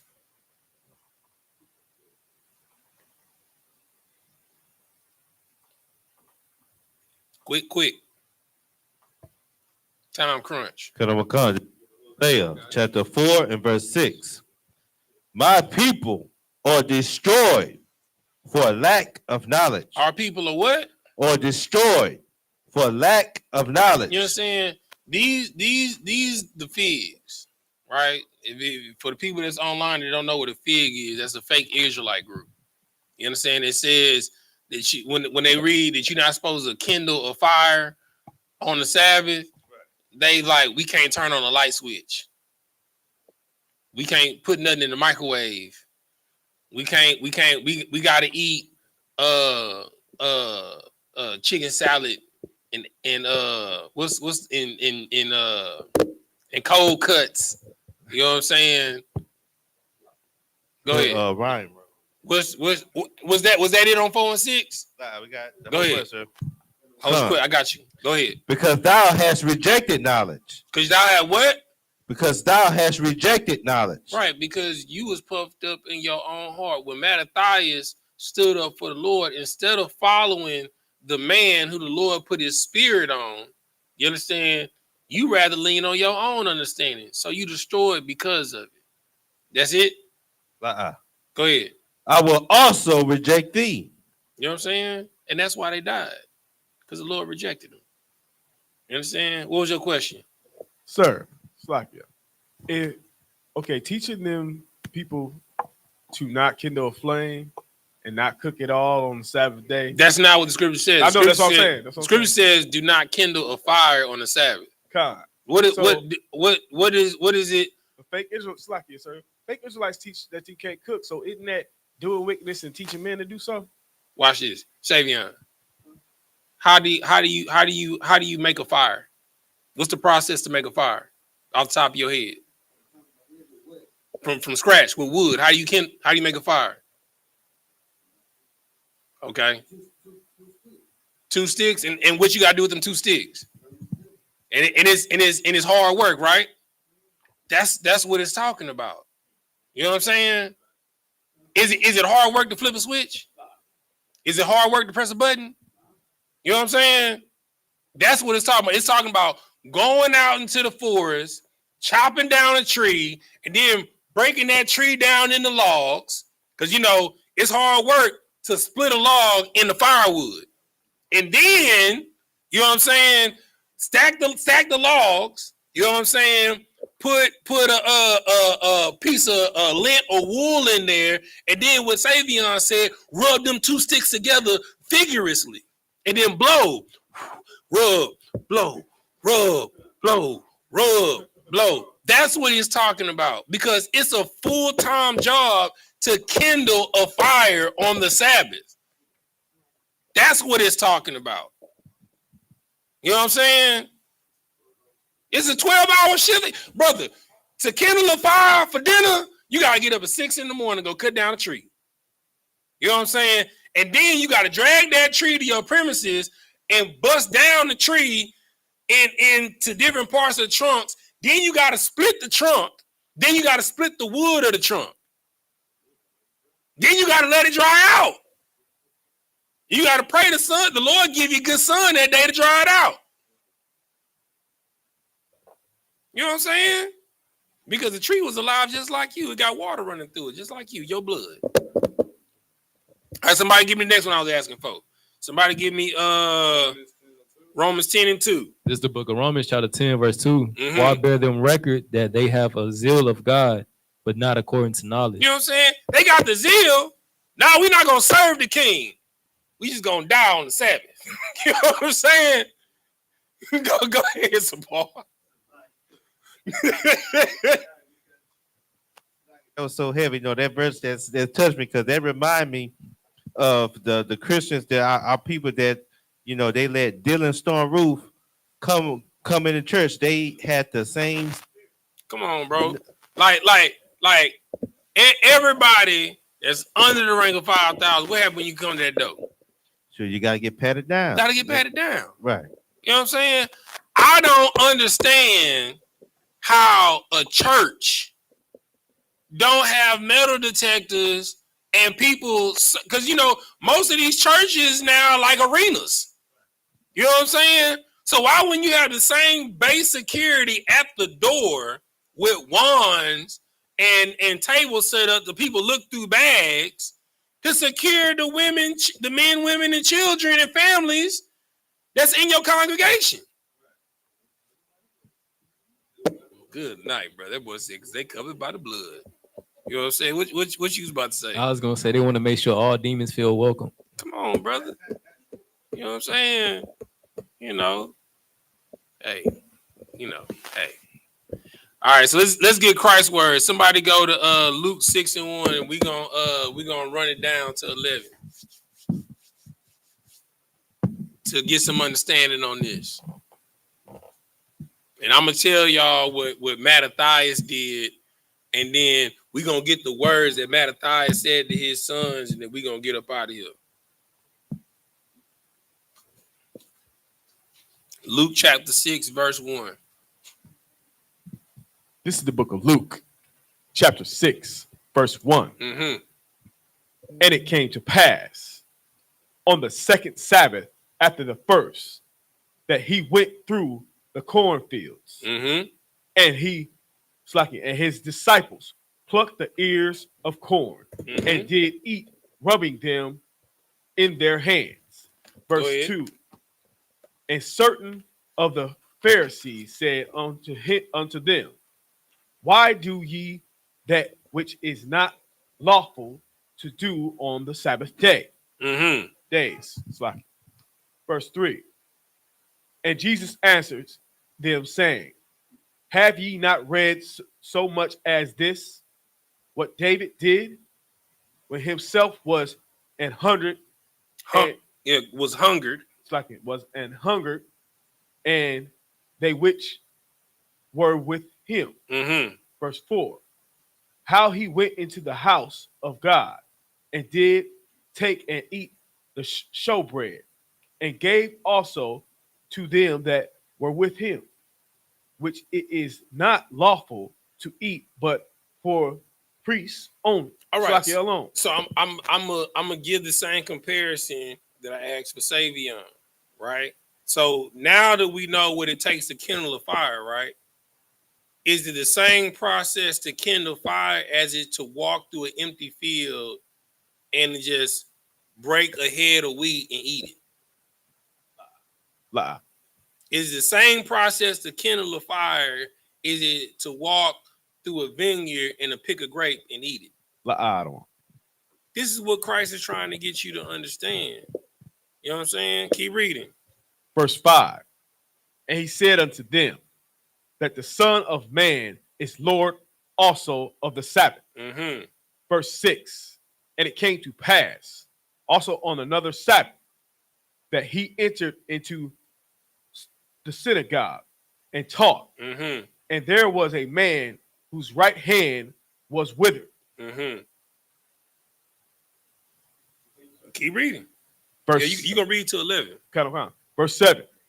And the scribes and Pharisees watched him with he would heal on the Sabbath day, mm-hmm. that they might find an accusation against him. Mm-hmm. Verse 8. But he knew their thoughts and said to the man which he had the withered hand, mm-hmm. rise up and stand forth in the midst. And he rose and stood forth. Verse 9. Yeah, here we go. Then said Jesus unto them, I will ask you one thing. Mm-hmm. Is it lawful on the Sabbath day to do good or to do evil? Mm-hmm. To save life or to destroy it? You know what I'm saying? How many of us, you know what I'm saying? Like my wife, she loved dogs. You know what I'm saying? Like it's a dog that I fed, you know what I'm saying, that followed me up to my house. It was a nice little dog, you know what I'm saying? You know, I told him he couldn't come in the house. He was happy, you know, he's a very playful dog. It's a cute little dog, like the dogs that women like a little Shih Tzu, you know what I'm saying? You know, like one of the little toy dogs. It's a house dog, you feel me? And you know, he was a, you know, very, very fluffy dog. It looked like he ain't had a bath in a while, but you know, he followed me home. You know, so I fed him. You know, and you know, I went on about my business. Next day, wife tell me the dog dead. You know what I'm saying? Now, who knows? I mean, maybe the dog had got hit, but if the dog had got hit and it was your dog, would you not try and save the dog? If it was a Sabbath? If you got into an accident on a Sabbath in your car, wouldn't you want somebody to call the ambulance to take you to the hospital? Is it unlawful to do good on a Sabbath or to do evil? Is Is it unlawful to save a life? Is it lawful to save a life or destroy it? This is what Christ is asking. Because you know the letter of the law, but you lack the understanding of the spirit. This is what caused 1,000 men, women, and children to die, because you following false prophets. When the Lord has sent the priests and prophets among you, these are the ones that you walk past every day. These are the ones that you say dress like Power Rangers every day. These are the ones that you say, why y'all always shouting at people every day? You know what I'm saying? It's because the scripture said, cry aloud and spare not. You understand? Keep reading. Verse 10. Mm-hmm. And looking around about upon them all, he said unto the man, stretch forth thy hand. And he did so. And his hand was restored, whole as the other. All right. So I'm gonna tell you what Mattathias did, right? So Mattathias told the people that was with him, he was like, look, we're not gonna be like them. You know what I'm saying? The Lord gonna be with us if they come to try and slay us on the Sabbath. Because you gotta understand, once your enemy knows your culture, they're going to try and do things. It was like, okay, well, you know, they can't do no work on the Sabbath. So it's like Chick-fil-A. Chick-fil-A closed on Sunday. We gonna be called Chick open on Sundays. And we only gonna be open on Sundays. We gonna sell the same thing Chick-fil-A sell. You know what I'm saying? Yeah, there you go. We gonna call it side chick. You know what I'm saying? And we're gonna be only open on Sundays. You know what I'm saying? And we're gonna set up how CVS and Walgreens and Eckers did each other. We're gonna set up right next to each other, right across the street. Chick-fil-A and side chick. You know what I'm saying? That's how they know you. They gonna wipe you out because they know your laws. But you got to know the spirit of the law. If you don't have the spirit of the Lord, you're going to die because you're trying to follow the letter. And Mattathias had the spirit. Just like the spirit of the Lord came upon him when that brother was like, I'll eat some swine. He was like, I'll be damned. You know what I'm saying? He took his life right then and there. Because I'm not going to die for you. I'll die for the Lord, but I'm not going to die for you. You understand? So what Mattathias did was he went to war. He prepared to go to war. And then the Lord sent him some more brothers that had the same spirit from him, same spirit as him, that decided not to side with the Greeks. And they just happened to run up on them in the wilderness, and they united, and they wiped out all of them. You understand? What you got to say? I was gonna say it's sad that they know our law. They know our law better than we do. I mean, shoot. I don't understand. I don't understand why people don't know the Bill of Rights. I don't understand how every Black, Hispanic, and Native American person don't know the Bill of Rights. I don't understand how, you don't know the amendments. I don't understand that. Go ahead. I know why they know our law better than we do, because when you have an enemy, you study your enemy. Exactly. All right, so let's drop down to these powerful words, and we're gonna end it here. Drop down to First Maccabees chapter 2, drop down to verse 49. And then before you read that, Bayan, give me Proverbs 22:6.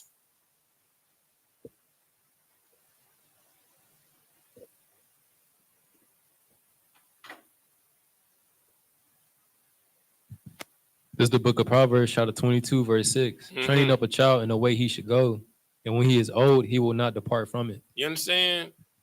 It is important that you train up a child in the way he should go, so when he is older, he will not depart from it. You understand? Whatever they see, that's what they gonna do. You know what I'm saying? That's why you got to be hard-nosed as a blue-nosed pit. You know what I'm saying? Like, when you got kids, they not your friends. You understand? You are here to lead them and instruct them so they do not destroy themselves. So let's hear the words of Mattathias after he went to war for his people and he's about to give up the ghost. Let's hear the words that he said to his sons. Go ahead, read. This is the book of 1 Maccabees, chapter 2, verse 49. Mm-hmm.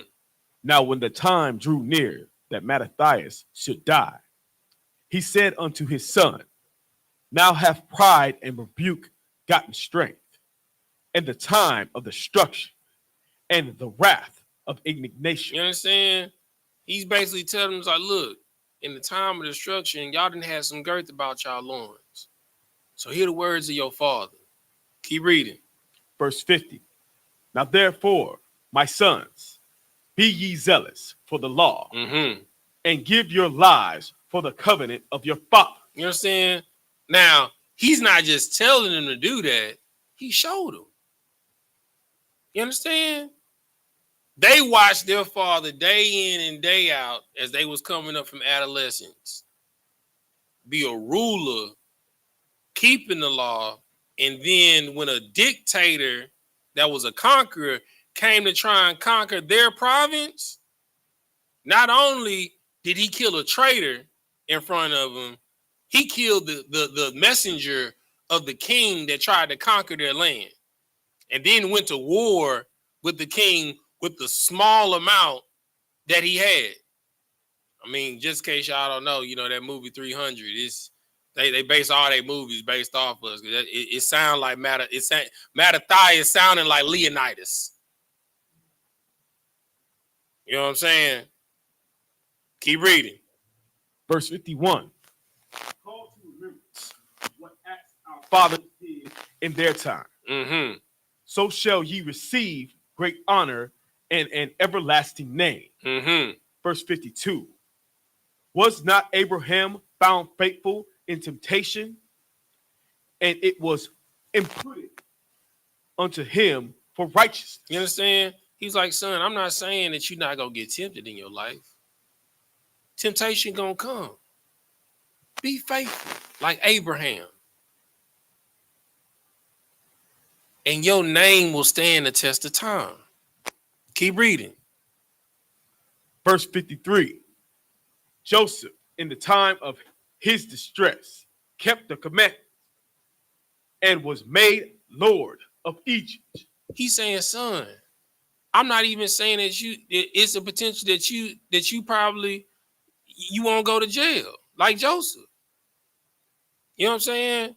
I mean, I don't wish it on no Black, Hispanic, or Native American man to go to jail, but the probability that you probably gonna spend a night in jail before you die is extremely high. You understand? But Joseph stayed true to the law even when he was in prison twice. He was sold into slavery in the Potiphar's house, rose up in Potiphar's house. A lying Karen lied on him just like they've been lying on us. You know what I'm saying? Since antiquity, saying he raped me. Black man going, an innocent black man going to jail, an innocent Hispanic man going to jail, an innocent Native American man going to jail. You understand? And then the Lord rose him from the prison to the right hand of the most powerful man in the land. I'm not saying that you're not going to go through hard times, son, but stay faithful. Read. Verse 54. Phineas, our father, in being zealous and fervent, obtained the covenant for an everlasting priesthood. You know what I'm saying? And I don't know if y'all know about Phineas, but he was one of the judges. You understand? Like, when the entire nation turned away, he was one of the people that the Lord rose up to turn our people back to the Lord. And he killed an oppressor. You understand? Stuck that boy up real good. You know what I'm saying? Gave him that shank work. Keep reading. Verse 55. Jesus, for fulfilling the word, was made a judge in Israel. And that's Joshua, right? You know what I'm saying? Because the Apocrypha is a Greek text. So Jesus is Joshua, right? So it's talking about the one that you know led him to Jericho and into the promised land, right? Right. He's the one that stayed down. Even when Moses fell off, even when Aaron died. You understand? And because of his faithfulness, the Lord allowed him to be a judge to rule over Israel and to lead them into the promised land. It don't matter who start the race with you. It's gonna be people that you love that's gonna fall off. It's gonna be people that you love that's gonna hate on you. You understand? I'm not saying that you're not gonna experience that, but you, my seed, you gotta stay faithful. Keep reading. Verse 56. Caleb, for bearing witness before the congregation, received the heritage of the land. You understand? Like, Caleb stood by himself. Just like Abraham left his father's land by himself. Isaac, you know what I'm saying, was ridiculed and had to stand and be sacrificed by his father and stood 10 toes. Well, Father, the Lord commanded, go ahead and do it by himself. Jacob, in the face of his uncle, facing his brother that wanted to kill him by himself. You gotta be willing to do what others won't. Keep reading. Verse 57. David, for being merciful, possessed the throne of the everlasting kingdom. You understand? And the mercy, you understand, that David showed, the Lord ended up showing to him. Because of what David did, technically, he deserved to die. But the Lord showed him mercy. He just took his firstborn son from him. Keep reading. Verse 58. Elias, for being zealous and fervent for the law, was taken up into heaven. You understand? That's how on fire for the Lord that you got to be. You understand? Like, Elijah ain't give a damn about what nobody thought, what nobody felt. You understand? Like, you came up against him, he's just gonna call the angels to drop fire on you. Okay. You gonna take me, huh? No sweat. You understand? Like, I got 100 angels rolling with me at all times. Michael, drop fire on him. Keep reading. Verse 59. Ananias. Mm-hmm. Ananias. Azarias. And Mishael, by believing, were saved out of the fire, out of the flame. For those that don't know who that is, that's Shadrach, Meshach, and Abednego. You know what I'm saying? For they belief, you understand? He ain't saying that you're not gonna be thrown in the furnace in your life. He not saying that things ain't gonna get turned on. He not saying that you're not gonna get evicted. He not saying that a car won't get repoed. He not saying that a woman that you with won't leave you, or a man that you with won't leave you. He not saying that your children won't be disobedient to you. But you gotta stay the course. Keep reading. Verse 60. Daniel, for his innocently was delivered from the mouth of lions.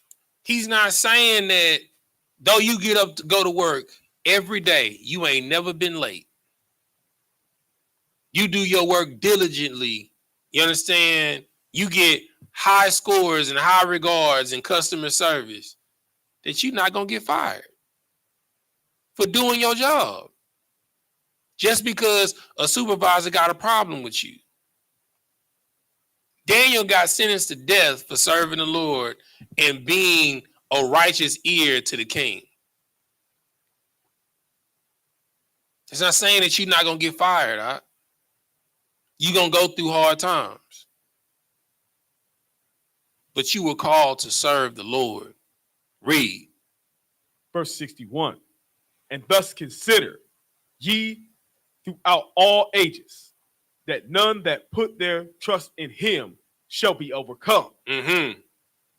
Verse 62. Fear not then the words of A sinful man. Mm-hmm. For his glory shall be dung and worm. Mm-hmm. Verse 63. The day he shall be lifted up, and the morrow he shall not be found. Mm-hmm.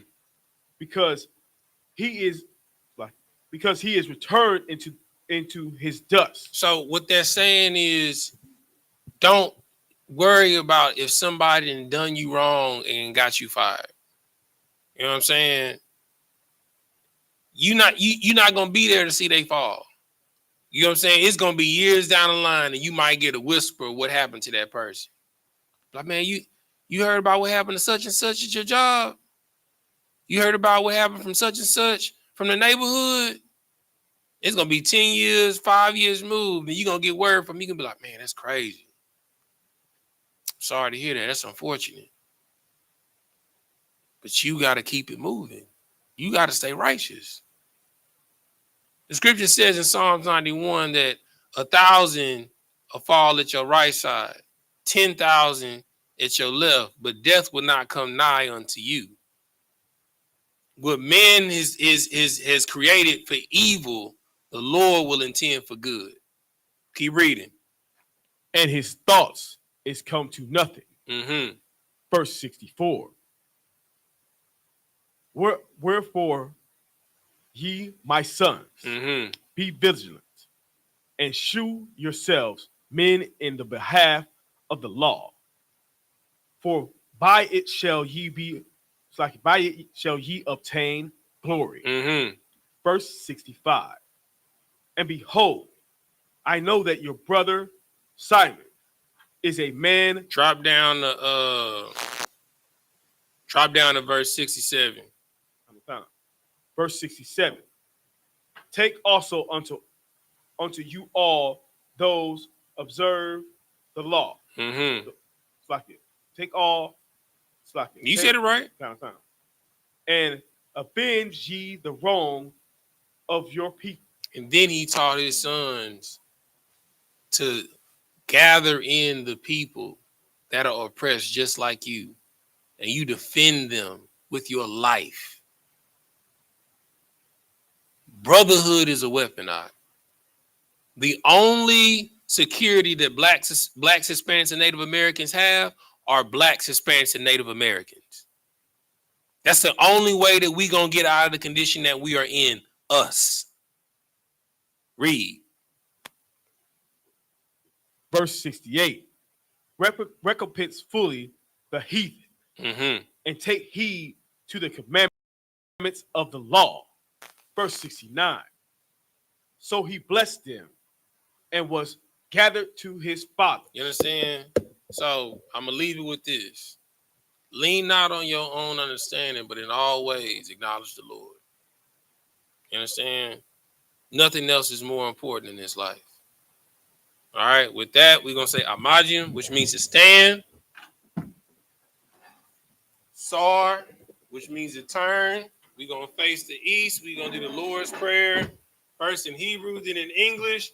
Repeat after me. Abanawa, Shabbat Shemayim, Kodash, Hayah, Shemka, Yahweh, Malakwithka, Taba'ah, Ratazayaka, Hayah, Aisha, Ba'aratazah, Kawa, Hayah, Bashemayim, Nathanawa, Lacham, Call, Yawam, Wasalak Nawa, Kabawath Nawa, Kasalak Nawa, Kabawati Nawa, Wala'ah, Tabi'ai Nawa, Banasaya 1, Abal, Hawashai Nawa, Mayan, Rai, Kaya, Lakab, Hamalakwa, Wahala, Wahata Para, La Awalamium, Aman. In the English, our Father, which art in heaven, hallowed be thy name. Yahweh, thy kingdom come, thy will be done in earth as it is in heaven. Give us this day our daily bread, and forgive us our debts as we forgive our debtors, and lead us not into temptation, but deliver us from evil. For thine is the kingdom, and the power, and the glory, forever. So be it. Sar, give a courtesy salute to the brothers and to the sisters. Men of Israel, Body Shabbat, Maji, Ra, how about Shim Yal Shah Brakatah? Got him a tie? Sar, turn your face, sister. Men of Israel, Body Shabbat, Maji, Ra, how Shabbat Ba Shim Yal Shah? Got him a tie? Dismiss.